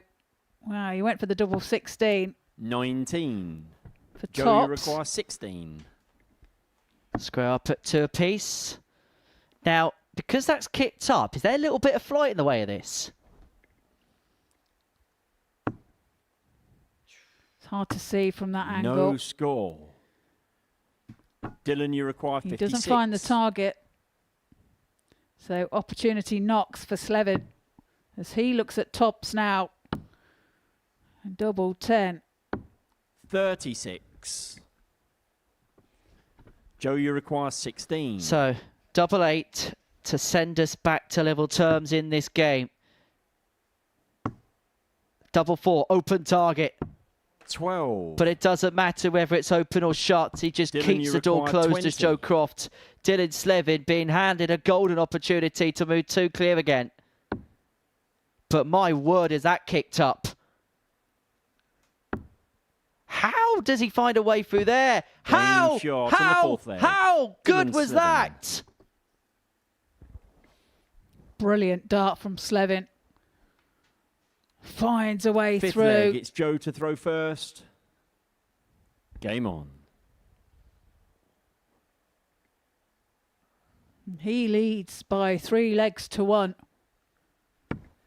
That, without any shadow of doubt, is dart of the day. 140. That was like finding a nugget of gold in a dust bowl. 100. If you say so, Henry. You've obviously not been watching those mining programs. I have. 45. Do they call it a dust bowl? It's a sieve. Oh, whatever. I was thinking more dust bowl is in for the desert land that they have to 30. try and operate in. Okay. Particularly those Australian gold hunters. My word, do they have to go into some serious terrain to try and find little bits. 140. That's not an easy job, is it? It's not, and it's an all year round job. You know, you're spending 3-6 months away from your family, your loved ones, your friends, sacrificing to go and 81. not have the guarantee of any income to come back to. But anyway, let's move back to the darts. 100. Well, it's a good find with the last dart there from Croft. Picks out the treble 20, leaves himself 76 after 12. 60. Joe, you require 76. So this now to go within 1. Can he find tops? He Game can. shot and the fifth leg. And he Joe does Croft. indeed move within 1 of Dylan Slevin. Sixth leg, However, it's Dylan, to Dylan throw does have first. the darts in this Game leg. on. And we'll be looking to wrap it up from here. Well, it was all about this leg anyway, wasn't it, for Dylan Slevin? He knew this was the 58. one where he had the darts in hand to get the job done. Top of the shop. 125. Croft is just beginning to grow into this game. Dylan Slevin could do himself a favour and try and get the door 45. shut as quickly as possible because Crofty is just on the up. 59. Can't find a treble on that occasion. However, 180. Slevin can find 3 of them. Timing is everything, and the timing of the first 100. max for Dylan Slevin is perfect because it puts him in a position now where he can set up victory in this contest, and it means that we'd have 2 100. separate fights. A 2-horse fight for first spot, 2-horse fight for Group B. Provier and O'Connor will play the perpetual role of spoilers tomorrow. 100. Dylan, you require 100. So Dylan Slevin now is looking at 118 to get it wrapped up. He's not going to get a match start here. 58. Joe, you require 170. Second Crofty level here. Needs the treble 19. Would have left tops. 57. It's not found, and Dylan, you require 60. Slevin looking at 60 for the match. It's double 10. It's a 4-2 Game win for shot. Dylan Slevin. And the match. And it means we're going to Dylan have 2 Slevin. separate battles going into the final day's play. The battle for the top spot and a battle for Group B, in which those 2 on the stage are very much locked into. Slevin 4, Croft 2. It rounds off the final day's worth of play. A day which has been perfect if your name is Graham Hall. Reaction and analysis to come on the other side of this short break.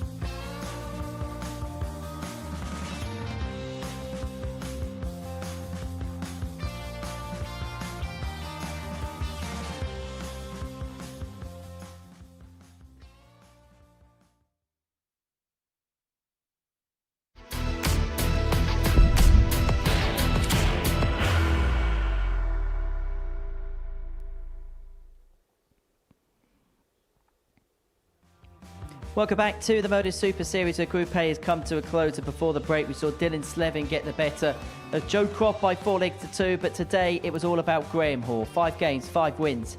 And his 4-2 victory against Ryan Bradley means the pair are inseparable at the top of the table going into Wednesday's play. We can have a look at that for you now. Ryan Bradley on 16 points, the same as Graham Hall. It's just those legs differences which is the separating factor between the pair, and that is the same situation in the race for Group B between Dylan Slevin and Joe Croft. Both of them on 12 points. Nico Plovier and Bradley O'Connor are sharing a win apiece in their little mini battle at the bottom of the table in this group. As I say, Graham Hall's won every single game today. He joins myself and Trina in the studio.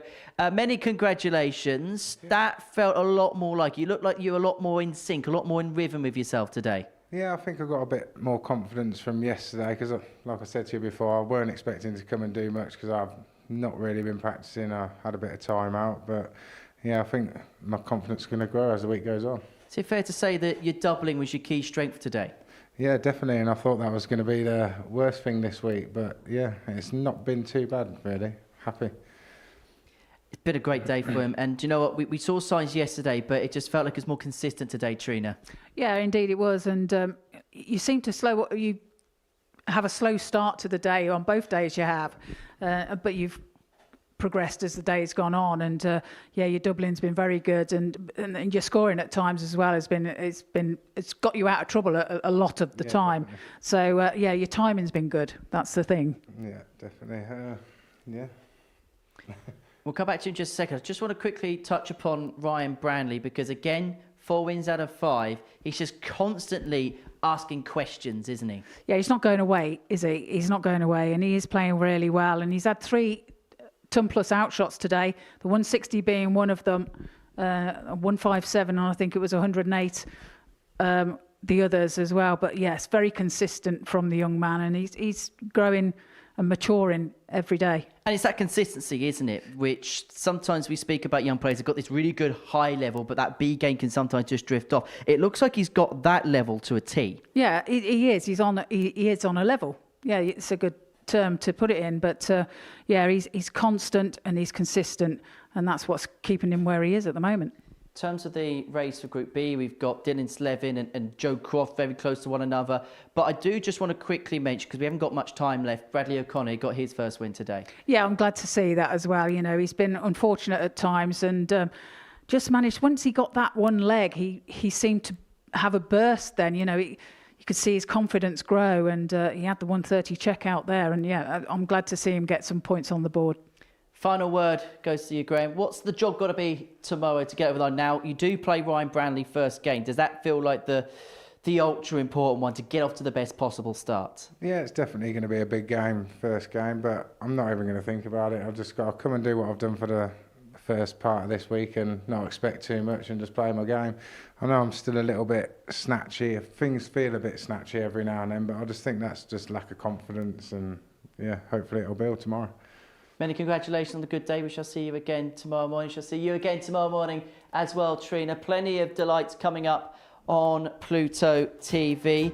Coming up next, the biggest moments in darts. It's where we chart the first ever World Championship through to the rise of Luke Littley. Do you reckon your win v Steve Beaton here's on there?